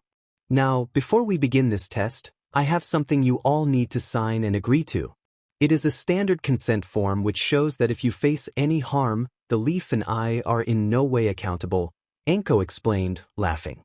"This test is a survival test. You need to get through the battle zone. You will each enter through one of the 44 entrances and need to make your way to the center, to a locked tower. To pass, all you need to do is get a set of these 2 scrolls, one heaven and the other earth, and arrive at the tower with all of your teammates." "Both scrolls?" Sasuke asked. "Yes, so half will be going after the heaven scroll while the other half will be going after the earth scroll. Anything goes, but there is only one rule. You must never open either scroll," Anko said seriously. The genin signed the forms. After signing them, Anko assigned the teams to a gate. All the genin arrived at a gate and waited until the signal was given at 3 p.m. Time passed until there were 10 seconds to go. "All right, the second test begins in 3, 2, 1 now," Anko announced. The gates opened, and all the teams rushed in. Only 5 minutes in, the sounds of a team screaming were heard outside of the forest. "Looks like the fun has begun. I feel sorry for the other participants. I look forward to seeing what you achieve, kid," Anko said. "With Team 7, okay, I'm going to go ambush a team. The rest of you head to the tower," Naruto said. "Just why should we listen to you, loser?" Sasuke asked. "Yeah, what can you do on your own?" Sakura added. Naruto then released his determination and said, "I can get the scroll. Keep in mind that I am stronger than the 2 of you. Also, I don't go back on my word, so trust me, I'll get the scroll." Sasuke grumbled but knew Naruto was right and capable. Fine, but if you fail, I'll bring you back and make you regret it for making us fail, Sasuke said, smirking. No, that applies to you as well, Uchiha. After all, you won't be able to avenge anyone if you're not careful, Naruto replied confidently. Sasuke huffed, and he, along with Sakura, left. With Naruto tracked down a team from the hidden rain. He saw that they were setting up traps. One had wire, which he was looping around the trees and certain branches, while another was placing paper bombs in spots away from any ninja wire to trap those who escaped the wire, and the last kept watch. Naruto quietly eliminated the guards with swift, strategic moves and retrieved the earth scroll they needed.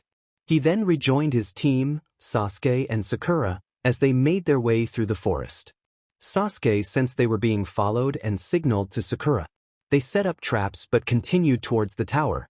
Suddenly, a kunai with an explosive tag landed near them, forcing them to dodge. A grass ninja appeared, taunting them about their traps and exuding a menacing presence that paralyzed Sasuke and Sakura with fear. During this moment, Orochimaru marked Sasuke with a curse, causing him to fall unconscious. Meanwhile, Naruto encountered the same grass ninja, who revealed himself as Orochimaru. They exchanged words, with Orochimaru expressing interest in Naruto's potential.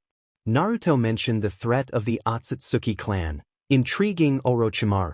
They discussed a possible alliance against this common enemy, with Orochimaru agreeing to help in exchange for an Otsutsuki corpse for experimentation. Orochimaru then left, advising Naruto to check on his teammates.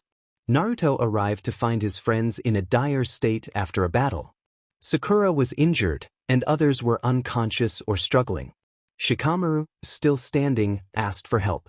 Naruto quickly subdued the remaining sound ninja, showcasing his strength.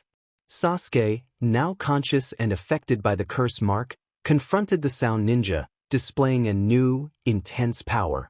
As he was about to take further action, Sakura intervened, pleading with him to stop. Sasuke regained control, and the sound ninja, realizing they were outmatched, offered their scrolls in exchange for mercy. Naruto accepted their surrender, allowing them to leave with a warning for the future. Dosu picked up his teammates and left, leaving an uncomfortable silence. Naruto broke it with a cheerful laugh. Well, that was fun. Everyone stared at him, puzzled by his carefree attitude. Is there something on my face? He asked. No, it's nothing, Shikamaru replied. Ino approached Sakura, and Tenten woke Lee. Sakura, what's the deal with Naruto? He's gotten stronger, Ino asked. He's changed a lot since the academy. The part we remember is still there, but sometimes he seems different, Sakura replied. Ino noted this and teased Sakura about hugging Sasuke, who teased her back about being jealous. Shikamaru and Choji sat with Naruto, giving him curious glances until Choji asked, "What was that all about?" "What was what about?" Naruto replied, feigning ignorance. "When did you get so strong?" Shikamaru inquired. "That's a secret," Naruto said with a smile. Choji accepted this, but Shikamaru wondered when Naruto had changed. Niji, observing with his Byakugan, noticed something unusual about Naruto's chakra and thought, interesting, before joining Lee and Tenten. Later, the Leaf Ninja left in groups until only Sasuke, Sakura, and Naruto remained. "We need to get to the tower." "Sakura needs medical attention," Naruto stated, picking her up. As they headed to the tower, Sakura explained how Orochimaru ambushed them and how Sasuke was bitten. "Sakura, if you don't train, you'll be a burden," Naruto advised.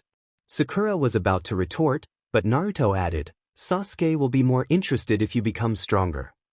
They arrived at the tower without trouble and found a scroll with a message. Sakura read it aloud, and they realized they should open their scrolls. As they did, smoke appeared, revealing Irika. "It's you," Sasuke said. "Hey guys, long time no see," Irika greeted them. He congratulated them on passing the second phase of the Chunin exams and explained its purpose. Afterward, they entered the tower's inner area. Naruto discovered that Kiba's and Gaara's teams had already arrived. With 2 days until the exams resumed, Naruto decided to spar with his clones. After placing Sakura in the medical ward, he found a secluded arena and began training. After 2 hours, Gaara approached him. Naruto, Gaara said in his usual tone.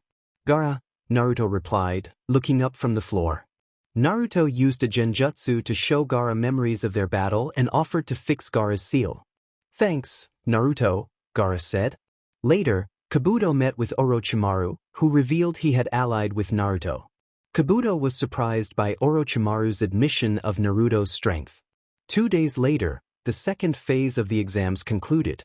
The teams that advanced included Team 7, 8, 10, Guy's team, the Sound team, the Sand team, and Kabuto's team. They assembled in the arena with the Hokage and their Jounin. The Hokage explained that the Chunin exams were not only a test for ninja but also a way to balance the levels of ninja in each nation and foster friendships. Gaara confidently asked for the details of the exam, ready to face any challenge. The Hokage was about to explain when Hayate appeared, requesting to speak first. He announced that a preliminary round was necessary due to the high number of participants, which caused some discontent. However, he justified it by mentioning the presence of important nobles and feudal lords who would be attending, emphasizing the need to showcase only the best shinobi. Hayate informed the participants that the preliminaries would start immediately and encouraged those not in top condition to withdraw. Kabuto decided to quit, but the others remained. Sakura expressed concern for Sasuke, urging him to withdraw, but he insisted that his goal was to test himself against the best. Naruto playfully defended Sakura, but Sasuke revealed his longing to fight Naruto among others. Hayate explained the rules. The preliminaries would be sudden death elimination matches, with no rules except fighting until one concedes, is incapacitated, or worse. He assured them he would intervene to prevent fatal outcomes. Enko activated a screen to randomly select competitors for the matches. The first match was announced. Sasuke Uchiha vs Yoroi Akado. As the others moved to the upper level, Kakashi advised Sasuke not to use his Sharingan to avoid the curse seal's influence. Sasuke and Yoroi confirmed their readiness, and the match began. Sasuke quickly engaged, using a kunai to deflect Yoroi's shuriken. However, Sasuke felt the curse seal reacting to his chakra, weakening him. Yoroi attacked, but Sasuke managed to lock Yoroi's arm between his legs. Yoroi countered by grabbing Sasuke's collar, draining his chakra. Sasuke felt weak and recalled past moments of inadequacy. Naruto's encouragement reignited Sasuke's determination. Sasuke pushed Yoroi off and, inspired by Lee, executed a powerful move. He flipped onto his hands, delivering a super kick that sent Yoroi into the air. Sasuke followed up with a series of original moves, ultimately sending Yoroi crashing down. "Come back, I'm not done yet," Sasuke shouted as he delivered a powerful kick, knocking his opponent down and finishing with an axe kick. "Lion's barrage," he declared. Hayate observed the scene. Yoroi was unconscious, while Sasuke, though exhausted, remained standing. "Winner, Sasuke Uchiha," Hayate announced. Kakashi appeared behind Sasuke, saying, "Let's go, we need to get that mark sealed up." Sasuke protested, "Can't we go after the matches?" Kakashi, with a reassuring smile, replied, "No, sorry," and they quickly left together. The board displayed the next match, Shino Aburame vs Sakuabumi. "Will the contestants please come down?" Hayate called. In a dimly lit room, Sasuke sat shirtless in the center of a large seal array. Kakashi explained, "This seal will contain the curse mark, but its strength depends on your willpower." He performed a series of hand signs and said, "Curse sealing." Sasuke cried out as the kanji spread across the floor and his body, forming a ring around the mark before he passed out. "If you fight me, you won't recover." "Forfeit," Shino advised in his calm voice. Shikamaru faced Kin, attempting his shadow imitation technique. Kin evaded and threw Sunban with bells, activating a genjutsu. Shikamaru, caught in the illusion, was attacked with more Sunban. However, he extended his shadow through the wires Kin held, trapping her. He threw a shuriken, which she mimicked, causing her to hit her head against the wall and knock herself out. The next match was announced, Kiba Inuzuka vs Naruto Uzumaki. Kiba taunted, "Hey, Akamaru, it's us against the dead last. Looks like we just won the lottery." Naruto replied confidently, "Sorry, Kiba, Don't take it personally if I blow you away. The match began with Kiba using his tunneling Fang attack, which Naruto dodged. As they fought, Kiba struggled. He called for Fang over Fang with Akamaru, but Naruto used his gravity release to slam them into the ground. You should give up, Naruto advised, stepping on Kiba's arm. Not really, he thought. Kiba screamed in pain. Uzumaki Naruto, that is enough, Hayate intervened. Naruto relented, and Hayate declared, winner of the match, Naruto. Spectators were shocked by Naruto's skill and intensity. What just happened? This is impossible, Kurenai thought. Kakashi reminded her of their bet. Medics arrived to assist Kiba, and Hayate announced a short break. The next match was revealed, Neji Hyuga versus Hinata Hyuga. Neji walked with purpose, while Hinata approached timidly. I never thought we would have to fight each other, Hinata, Neji said. Nor I, brother, Hinata replied. Brother? Are they siblings? Naruto asked. No, they're cousins from the Hyuga clan, Kakashi explained. Still they're family. It must be hard for them, Sakura commented. It may not be as hard as you think. There's some tension between the main and branch houses, Kakashi added. The branch family, which Neji is a part of, is upset with something the main family, which Hinata is a part of, did. Neji is considered a genius of the clan while Hinata is seen as less capable. Neji, being a branch member, is under the control of the main branch. Give up, Hinata. You can't deceive my eyes. You remembered your past and realized you would lose if you fought me, said Neji. No, you're wrong. I wanted to see if I could change, replied Hinata. Like I said, once a failure, always a failure. People can't change, Neji insisted. Don't listen to him, Hinata. Shino and I believe in you. You can change, encouraged. Kiba. Neji noticed a renewed determination in Hinata's eyes. Hinata activated her Byakugan and took a stance. Defend yourself, brother, she said. Let the fourth match begin, announced Hayate. Neji charged, and they exchanged strikes, with chakra flying from their hands. Hinata managed to strike Neji in the stomach. Did she get him? Sakura asked. Kakashi observed, impressed. Neji revealed that he had sealed the chakra points in Hinata's arms, rendering her unable to use her gentle fist technique. Give up, Neji commanded. Hinata trembled, unsure of herself. Neji continued, you are too gentle and caring. You should never have become a shinobi. Brother, while it's true I've been suffering, you have been suffering much more, Hinata said softly. Neji's eyes hardened, and he attacked, causing Hinata to cough up blood. Despite her injuries, she tried to rise again. Hayate was about to intervene, but Neji charged at Hinata with intent. The Leaf Jounin and Hayate jumped in to protect her. Neji, you said you wouldn't let this affect you, said Guy. Hinata coughed up more blood, and Kurenai called for medics. Kiba, recovered, tried to attack Neji, but Shino stopped him. Kyubei. I'll get you, Kiba vowed. There's no way you can beat me, Neji scoffed before walking off. As Neji walked away, Naruto confronted him. Neji, since Hinata cares for you, I won't hurt you that much, Naruto said, walking away before Neji could respond. In the next match, Temari faced Tenten. Tenten attacked first, but Temari easily dodged. Team Guy was surprised that no weapon could touch Temari. Tenten tried another attack, but Temari repelled it with her giant folding fan, warning Tenten that if she saw all 3 stars on her fan, the fight would be over. Tenten used her twin rising dragons technique, but Temari repelled it again and trapped Tenten in a cyclone. When Tenten fell, Temari knocked her out. After being declared the winner, Temari tried to throw Tenten onto the scattered weapons, but Rock Lee caught her. He attacked Temari, but Might Guy stopped him, warning the Suna shinobi not to underestimate Lee. A month later, Naruto trained Hinata, and they grew closer.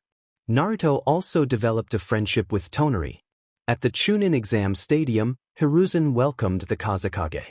In the stands, Sakura and Ino wondered where Sasuke and Naruto were. Shikamaru assured them they would come. Neji thought, so he is scared to fight me. Genma Shiranui called for Neji and Naruto to come down. Niji arrived, but Naruto was late. Just before Genma was about to announce Naruto's disqualification, Naruto appeared. "Sorry I'm late," he said. "Shouldn't we start?" Naruto asked. "Oh yes, let's begin. Thanks everyone for coming to the Hidden Leaf Chunin selection exam. The main tournament matches are about to begin with the 8 participants who advanced through the preliminaries." Hiruzen announced loudly.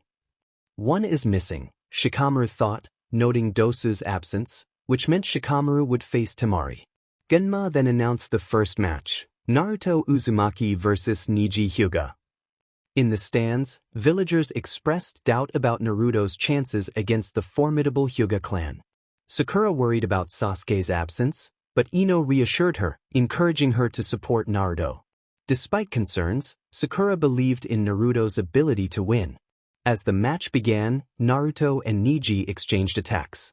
Niji used his gentle fist technique, while Naruto dodged skillfully.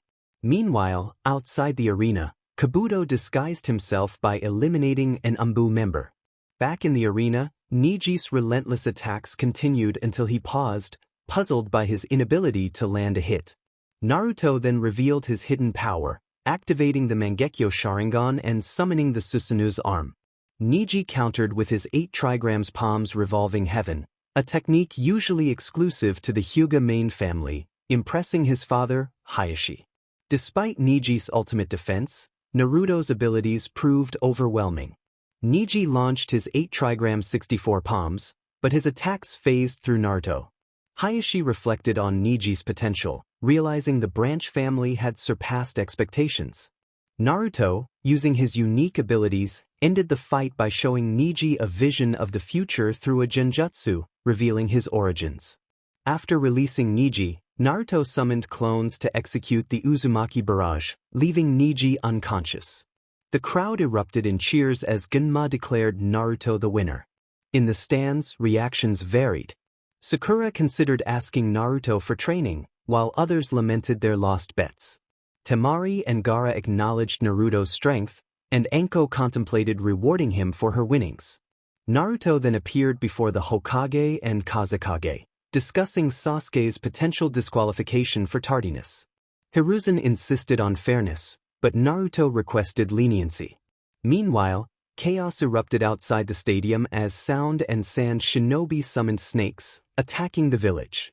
Inside, the Kazekage took Hiruzen to the roof, where 4 Sound Ninja created a barrier around them, isolating the 2 leaders with a wall of purple flames. An Umbu member attempted to breach the barrier but was met with a fatal consequence. "The Sand Village is betraying the Leaf Village," the Hokage declared. "The treaty was merely a ruse to lower your defenses," replied the Kazekage. "Do you wish to start a war?" the Hokage questioned. "Exactly," the Kazekage responded. "Armed conflict resolves nothing. We should seek a resolution through negotiation." "There is still time, Kazekage-no," the Hokage urged, trying to avoid war.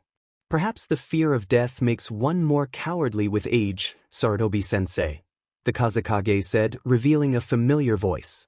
"You," Sarutobi mumbled, recognizing the voice. Meanwhile, Naruto, Gaara, and Sasuke were in a tense situation. Gaara clutched his wound from Sasuke's Chidori. His team and their sensei appeared beside him. "Gaara, the plan," Baki prompted, but Gaara seemed unresponsive. "What's wrong?" Kankuro asked. "Oh no." Temari stuttered, trying to transform before the signal. Baki exclaimed, "It's impossible to proceed now." Temari observed Gaara's condition. "Then what do we do?" "Proceed without Gaara," Kankuro shouted. Sasuke wondered what was happening. After a brief silence, their sensei made a decision. "Abort the mission. You two take Gaara and retreat," Baki instructed. Temari and Kankuro were surprised. "What about you?" Temari asked. "I will join the battle." "Now go," Baki replied. Temari and Kankuro took Gaara and left. "Is the leader of the invasion Orochimaru?" Genma inquired. "Who knows?" Baki replied. "What's going on?" Sasuke demanded. "Sorry, but the Chunin exam is now over. You two go pursue Gaara and the others. You're already Chunin level. If you're a Leaf Shinobi, Make yourself useful, Genma instructed. Sasuke, still unsure of the situation, nodded and quickly followed Gaara and his team.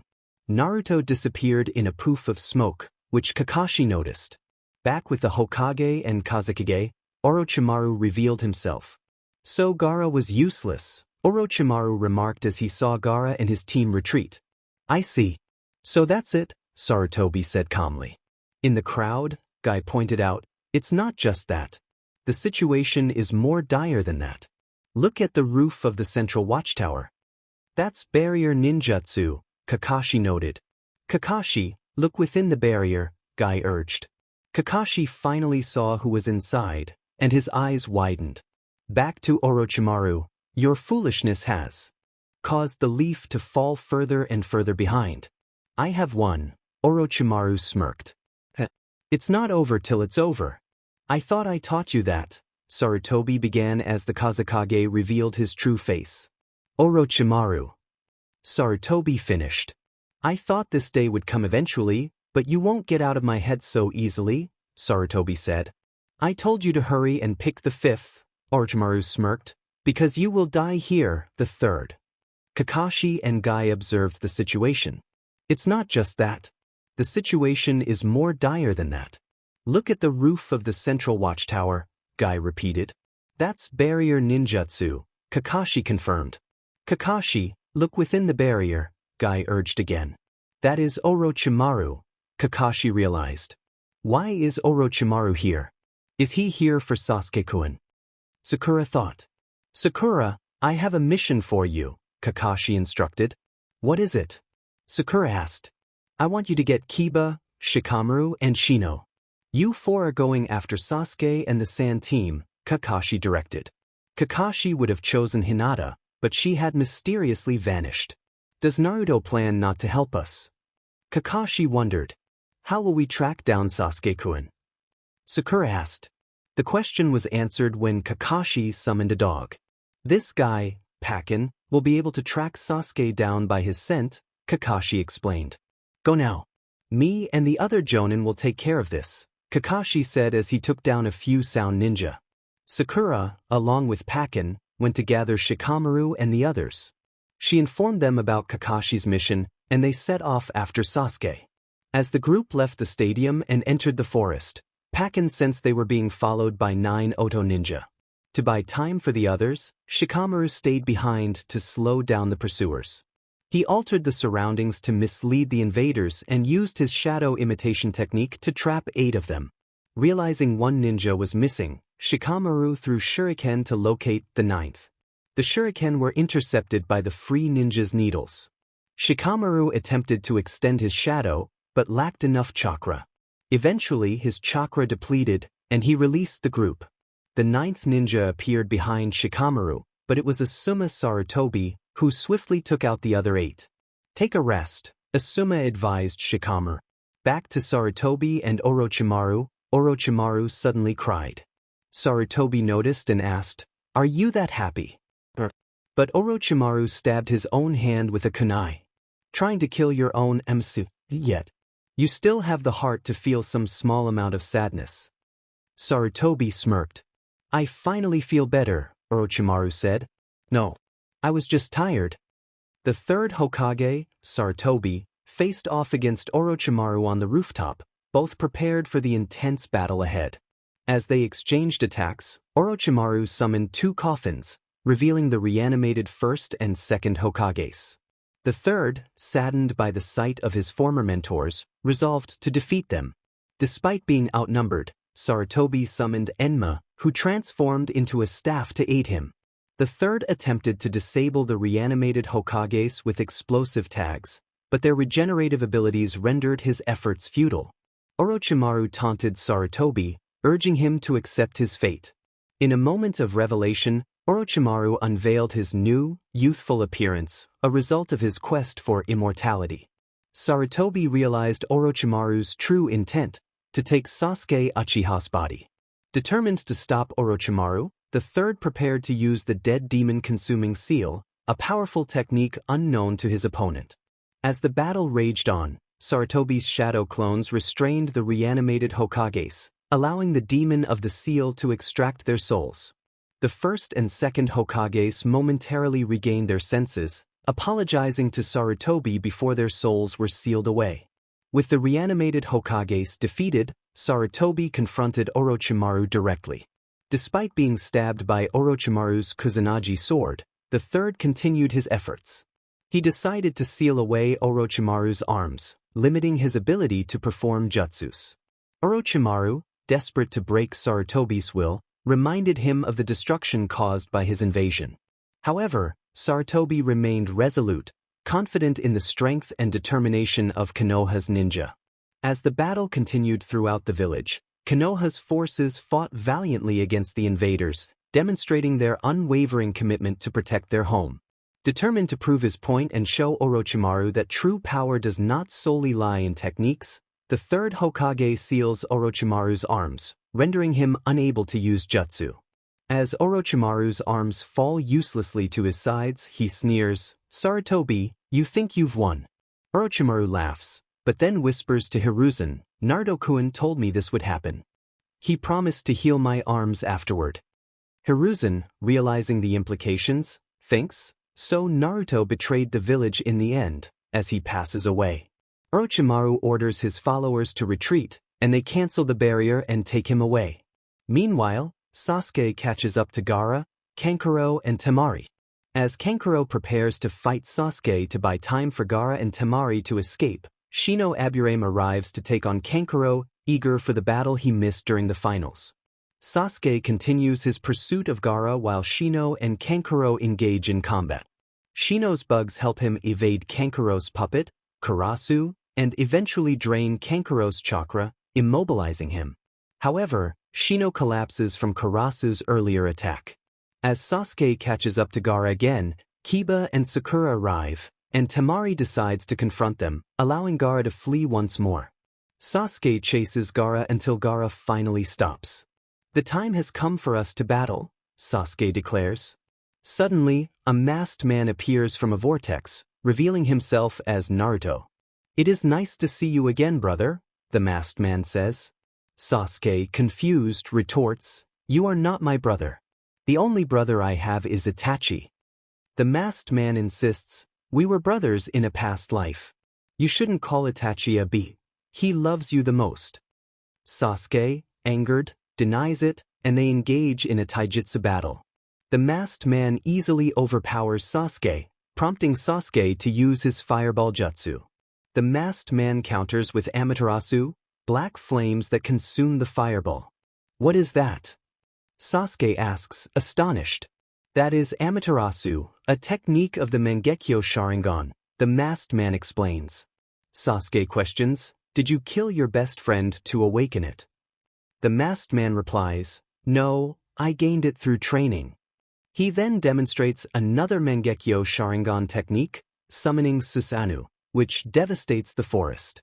Sasuke is frightened by the display of power and realizes he stands no chance against Itachi if he possesses similar abilities.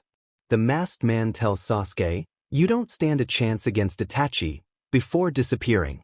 Gaara, observing the scene, remarks, "It looks like you have a difficult path ahead, Uchiha," before retreating with Temari and Kankuro. At the stadium, the remaining invaders are confronted by the Jonin. With Kakashi's encouragement, Kabuto reveals his true identity and suggests to Baki that they retreat. As the last of the invading Oto and Suna ninja flee, the elite of Konoha gather to honor their fallen Hokage.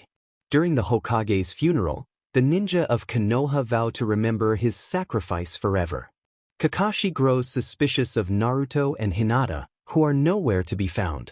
After the failed invasion, the ninja of Tsunade search for their missing fourth. Discovering his body and those of his assistants in the desert, they realize Orochimaru impersonated the Kazekage to manipulate the village into supporting the invasion. This revelation, along with Suna's losses, forces the village to surrender unconditionally to Konoha. With Team Gaara, Baki laments, "DMN that Orochimaru, he was simply using us." Temari worries about their weakened forces and potential threats from other villages. Baki considers revealing Naruto's involvement to Konoha to gain their favor. Gaara informs the others about the situation. If you do that, I will have no choice but to stop you, Gaara warns.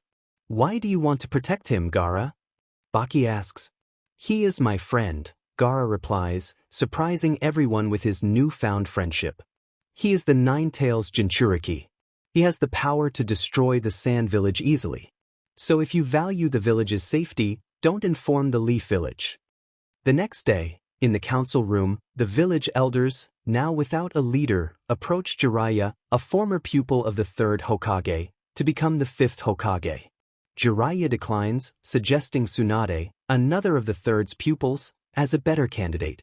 Since Tsunade's whereabouts are unknown, Jiraiya offers to find her, requesting to bring Naruto Uzumaki along.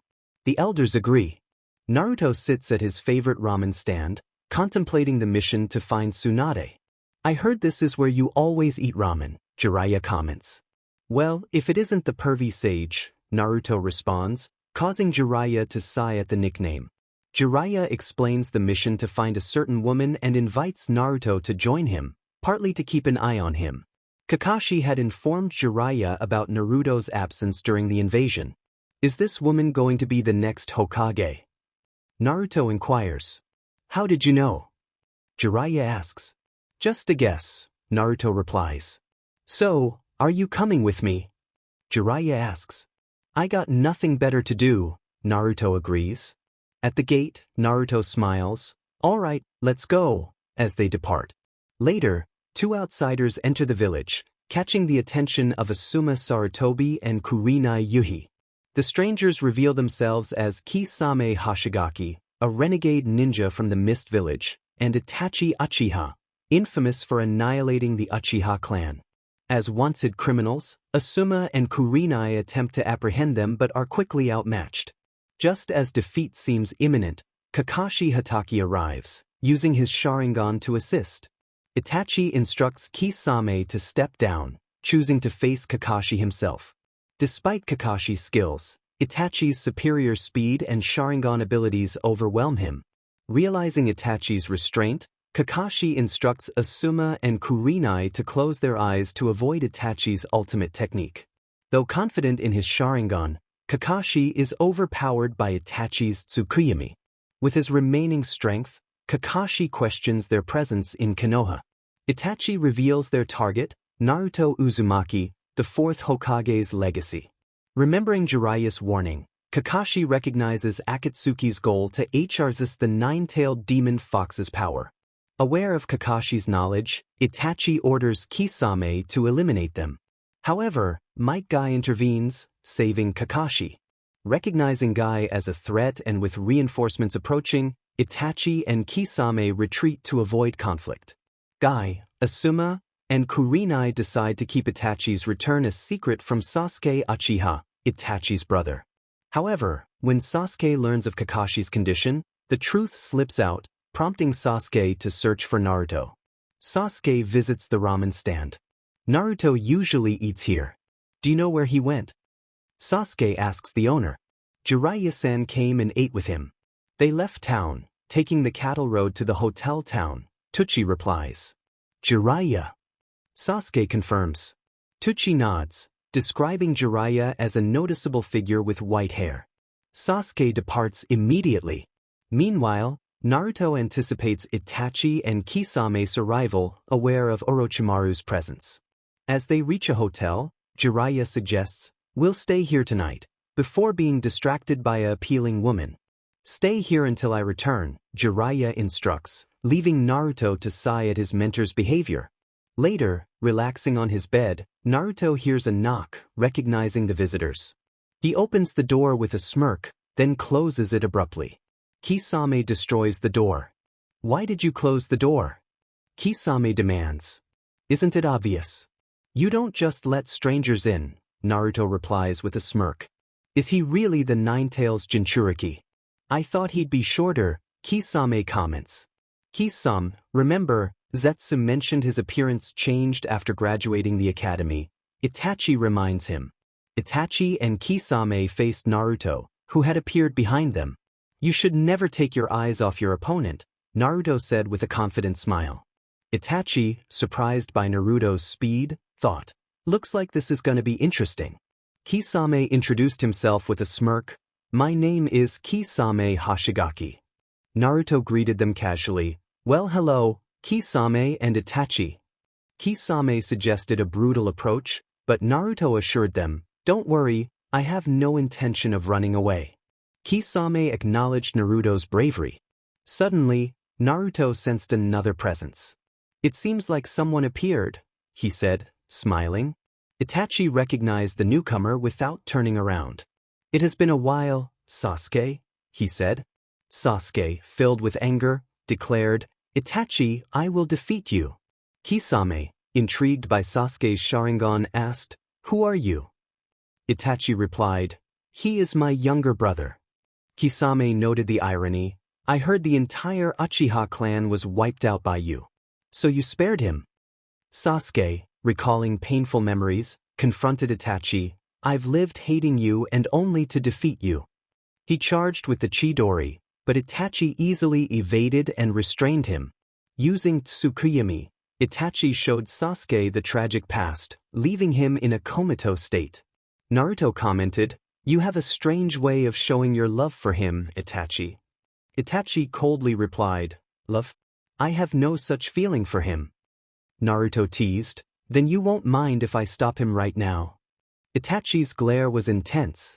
Naruto then activated his Mangekyo Sharingan, surprising Itachi. Let me discuss something with you, Naruto said. In the Tsukuyami world, Itachi questioned Naruto's possession of the Sharingan. Naruto revealed, I am an Otsutsuki. The Otsutsuki clan possesses all 3 great dojutsu. Itachi realized the connection. Are the Uchiha descendants of the Otsutsuki clan? Naruto confirmed, Yes, you and your clan are descendants of my brother Indra Otsutsuki. Itachi, shocked, asked, Are you really Naruto? Naruto affirmed, Yes, in my first life, I was the youngest son of the sage of the 6 paths, Hagoromo Otsutsuki. Itachi, acknowledging Naruto's lineage, asked, So what are you going to do with us now, Lord Naruto? Kisame, skeptical, questioned Itachi's respect for Naruto. Itachi explained, He is my ancestor's brother and the son of the sage. Isn't that reason enough? Naruto then showed them an image of the infinite Tsukuyami. That is the endgame of the Akatsuki, Naruto revealed. Kisame, disturbed, asked, Are you saying we are collecting tailed beasts for that? Naruto explained the leader's true intentions. Itachi, determined to stop Madara, said, I can't let that happen. Naruto offered them a choice. I want you to serve me. Itachi agreed, if it means I can protect Sasuke and this world, I will join you. Kisame reluctantly agreed as well. Naruto informed them about the threat of the Otsutsuki clan. Itachi, concerned, asked, Do you plan to fight against a clan with the 3 great dojutsu? Naruto reassured them, Relax, I will handle them when they come. Naruto instructed them to remain in the Akatsuki, promising to contact them when needed. As he released the Tsukuyami, they returned to the real world. It should take Jiraiya a few minutes to come, Naruto noted. Naruto and Itachi were waiting when Jiraiya appeared, carrying the woman he had met earlier. I am Jiraiya, the epitome of manliness, he boasted. Naruto pointed behind Jiraiya, tricking him into looking and causing a humorous moment. Itachi and Kisame observed the interaction, amused. Kisame commented on Jiraiya's reputation, and Jiraiya retorted, It's not my fault you are such a trickster. Jiraiya realized the woman was under a genjutsu, placed by Itachi to distract him. So you really are after Naruto, Jiraiya said, confronting Itachi. You won't get him, Jiraiya declared, preparing to fight. Suddenly, the room transformed into a fleshy environment due to Jiraiya's jutsu, Kuchios, Gamaguchi Shirbari. As the walls closed in, Itachi and Kisame made their escape. Jiraiya noticed the black fire left behind and sealed it in a scroll. Naruto mentioned Sasuke's condition, and they realized they needed medical help. Guy appeared, mistakenly attacking Jiraiya, but they quickly resolved the misunderstanding. Naruto suggested taking Sasuke to the hospital. Jiraiya mentioned they needed a top medical ninja, hinting at Tsunade, one of the legendary Sannin. We should find her ASAP, Naruto agreed. Guy took Sasuke home while Jiraiya and Naruto set off to find Tsunade. Meanwhile, Tsunade, an unlucky gambler, hit a winning streak, which she took as a bad omen. Her assistant, Shizune, convinced her to visit local landmarks. As they explored, Orochimaru and Kabuto appeared, seeking Tsunade's help. Tsunade refused, recognizing Orochimaru's ailment and deducing it was from his battle with the third Hokage, shocking both her and Shizune. Orochimaru taunted Tsunade about her deceased loved ones, enraging Shizune.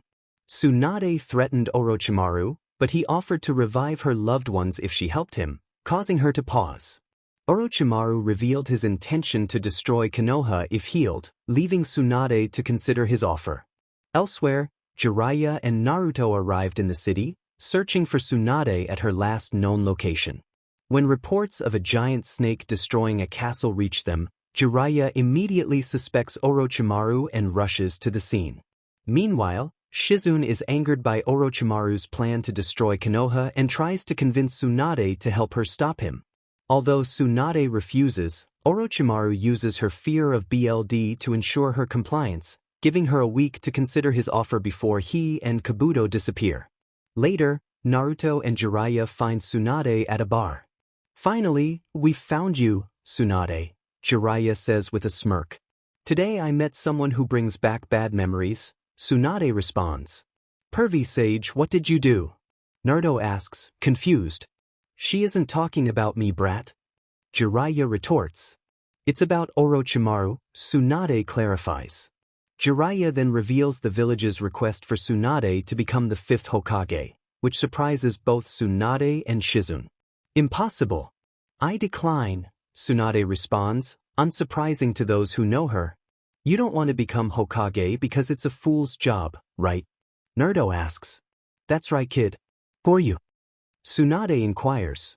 "My name is Naruto Ashura Otsutsuki, formerly known as Naruto Uzumaki." He introduces himself, charming her with a kiss on the hand. Naruto proposes a bet. If he can MSTR a particular jutsu in a week, Tsunade will become Hokage. The jutsu that took the fourth Hokage 3 years to enter. "You're quite confident," Tsunade remarks. She agrees to the bet, offering her necklace as a prize. Shizune is shocked, knowing the necklace's history, but Tsunade dismisses her concerns. Afterward, Shizune visits Naruto to discuss Tsunade's past and the significance of the necklace. "She lost her dear brother Nawaki and her lover Dan," Shizune explains. Naruto reassures her, "Don't worry about me or Tsunade. I have a feeling she'll change." He impulsively kisses Shizune, who runs away, flustered. A week passes with Naruto pretending to train, though Jiraiya knows he has already mastered the jutsu. Jiraiya and Tsunade spend the week drinking, and one morning, Naruto finds Shizune unconscious. After waking her, Shizune reveals that Tsunade drugged her and Jiraiya. Realizing they are running out of time, Shizune urges Naruto to follow her to the meeting place where Tsunade last met Orochimaru. On the way to Tsunade's location, she revealed that Orochimaru offered to revive her brother and the person she loved using a forbidden seal he developed, in exchange for healing his arms. So Sensei destroyed his arms, Jiraiya thought. With Tsunade and Orochimaru, Tsunade proposed, "I will heal your arms in exchange for leaving the village alone and reviving them." Orochimaru agreed, but as Tsunade approached to heal him, Kabuto intervened. "She does not plan to heal you, Orochimaru-sama," Kabuto warned. Orochimaru glared at Tsunade, accusing her of betrayal. Tsunade admitted her longing to see her loved ones again but recognized it would be disrespectful to disturb their rest. The deal was off, and a confrontation ensued. Tsunade and Orochimaru prepared to battle, but Kabuto stepped in to fight. Meanwhile, Naruto and his group reached the meeting point, noticing the destruction. "It looks like she refused him," Jiraiya observed. They headed in the direction Naruto pointed. In an empty field, Kabuto and Tsunade began their fight. Kabuto, not skilled in taijutsu, used his chakra scalpels. Though Tsunade initially avoided his attacks, her age caused her to tire, allowing Kabuto to catch her off guard and strike. His technique severed some of her muscles, hindering her movement and making it difficult for her to breathe. Back in Konoha, Tsunade remarked on the village's changes and accepted her role as the 5th Hokage. "I am amazed you were able to persuade her," Homura Mitokado from the Konoha Council said to Jiraiya. "A handsome devil like me only needs his charm," Jiraiya laughed, but Tsunade corrected him, crediting Naruto. Plans for her inauguration were discussed, and Naruto reminded Tsunade to heal Sasuke and Kakashi. As Naruto was leaving, he was stopped by the council elders, Homura and Koharu, who wanted to discuss his disappearance during the invasion. Naruto agreed to join them. Tsunade and Shizune discussed Naruto's past, with Jiraiya explaining the hardships of being a Jinchuriki. In the council room, the elders questioned Naruto about his whereabouts. Naruto deflected, hinting at knowledge of village secrets, including the truth about the Uchiha massacre. He warned them to stay out of his way before leaving. Naruto appeared at Ichiraku, ready for some ramen, where he encountered Choji and Shikamaru. They discussed recent events, with Naruto expressing his disdain for the village's treatment of him. After a brief conversation, Naruto left, leaving Shikamaru and Choji to reflect on his feelings. Elsewhere, Itachi and Kisame reported to Pain about their encounter with Naruto, noting his unexpected strength. Before the battle could reach its CLMX, Jiraiya arrived. Pain gave them a mission, assuring them not to worry about capturing Naruto, as he would handle it himself. Pain asked Zetsu about the strength of the Nine Tails. Jinchuriki. Zetsu playfully reminded Pain of their familial connection, but Pain brushed it off. Zetsu exaggerated Naruto's strength, claiming he was stronger than Itachi. Madara, observing, knew Zetsu was lying but remained focused on his own goals. Meanwhile, the village elders, including Danzo, discussed Naruto, concerned about his knowledge of the village's secrets. They agreed on a plan to integrate Naruto into Danzo's ranks. A few days later, Naruto fulfilled his promise to Tsunade, making her younger. Though initially hesitant, Tsunade was convinced to enter a relationship with him, especially after he promised to assist the village if needed. Naruto also began dating Shizune. During Tsunade's inauguration, the village celebrated, though Tsunade felt a bit sad about Naruto's absence. Elsewhere, Naruto, under the guise of Akais, approached the hidden cloud village. He offered the Raikage a way to obtain the Byakugan, piquing the Raikage's interest despite his suspicions. The guards brought Naruto to the Raikage's office. Naruto introduced himself as Akai's Otsutsuki, clarifying he was not a Hyuga but from a related clan. When the Raikage questioned him about the Byakugan, Naruto revealed his true intention was to meet the Raikage. In an instant, Naruto attacked, sending the Raikage flying through his office. Mabui, the Raikage's assistant, was worried, but Naruto assured her he had no lethal intentions. He then approached Mabui, but she resisted his advances. The Raikage quickly recovered and engaged Naruto in battle, sending him through the building with a powerful attack. The commotion drew the attention of nearby villagers and shinobi, who surrounded Naruto. The Raikage ordered an evacuation of the area and prepared to face Naruto alone. Once the villagers were safe, Naruto created a light WHP, causing destruction around him. The Raikage managed to avoid serious harm and vowed to avenge his fallen comrades. The battle intensified, with the Raikage landing a powerful blow on Naruto, seemingly defeating him. However, it was revealed to be a clone, and the real Naruto appeared behind Mabui. The Raikage was shocked but prepared for another round, as Naruto continued to taunt him. Naruto stepped back, contemplating Ice's hesitation. Why didn't he attack? He wondered. I quickly closed the distance and launched an assault, but this time, Naruto was ready, blocking the attacks with ease. Naruto retaliated with swift strikes, matching Ice's speed. He's keeping up with me, I thought, impressed. Suddenly, Naruto unleashed a light beam, sending Ice crashing into the office. Emerging from the rubble, Ice glared at Naruto. I've had enough. It's time to end this, he declared, pushing his lightning chakra to its limit. Naruto laughed. You think you can beat me? I'll show you the difference between us. Rising into the sky, Naruto released a massive amount of chakra, creating countless light blades that filled the sky, casting a shadow over the village.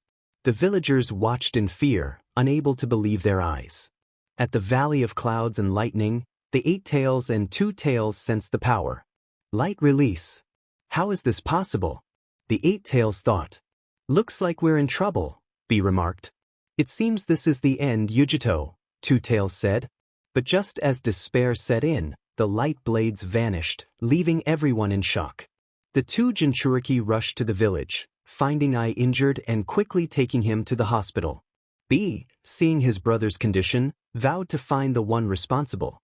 After defeating Ai, Naruto traveled to the moon to speak with Tonari about his battle with the Otsutsuki.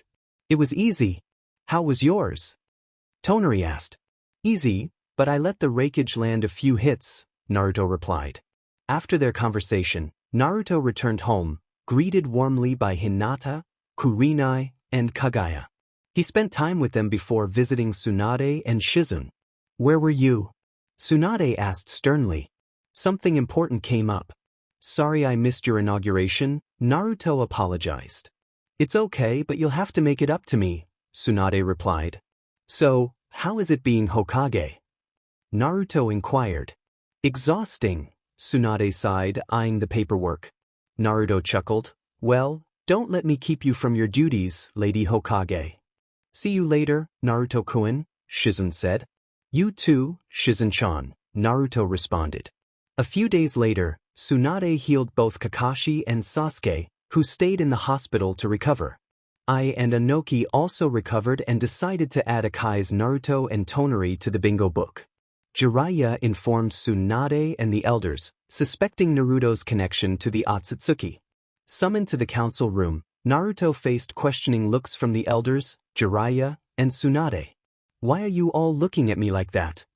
Naruto asked. Jiraiya showed him the bingo book. Akai's and Tonari Otsutsuki. What about them? Naruto questioned. What's your connection to them? Jiraiya pressed. I don't know them, Naruto insisted. Don't play dumb. You call yourself Naruto Ashura Otsutsuki, don't you? Jiraiya continued. Still playing dumb, I see, Jiraiya added. Naruto, do you know of the Sage of the Six Paths? Tsunade asked. The legendary ninja with the Rinnegan, Naruto replied. Correct. He was an Otsutsuki, like you, Jiraiya explained. Naruto finally admitted, fine, you're right. I know those too.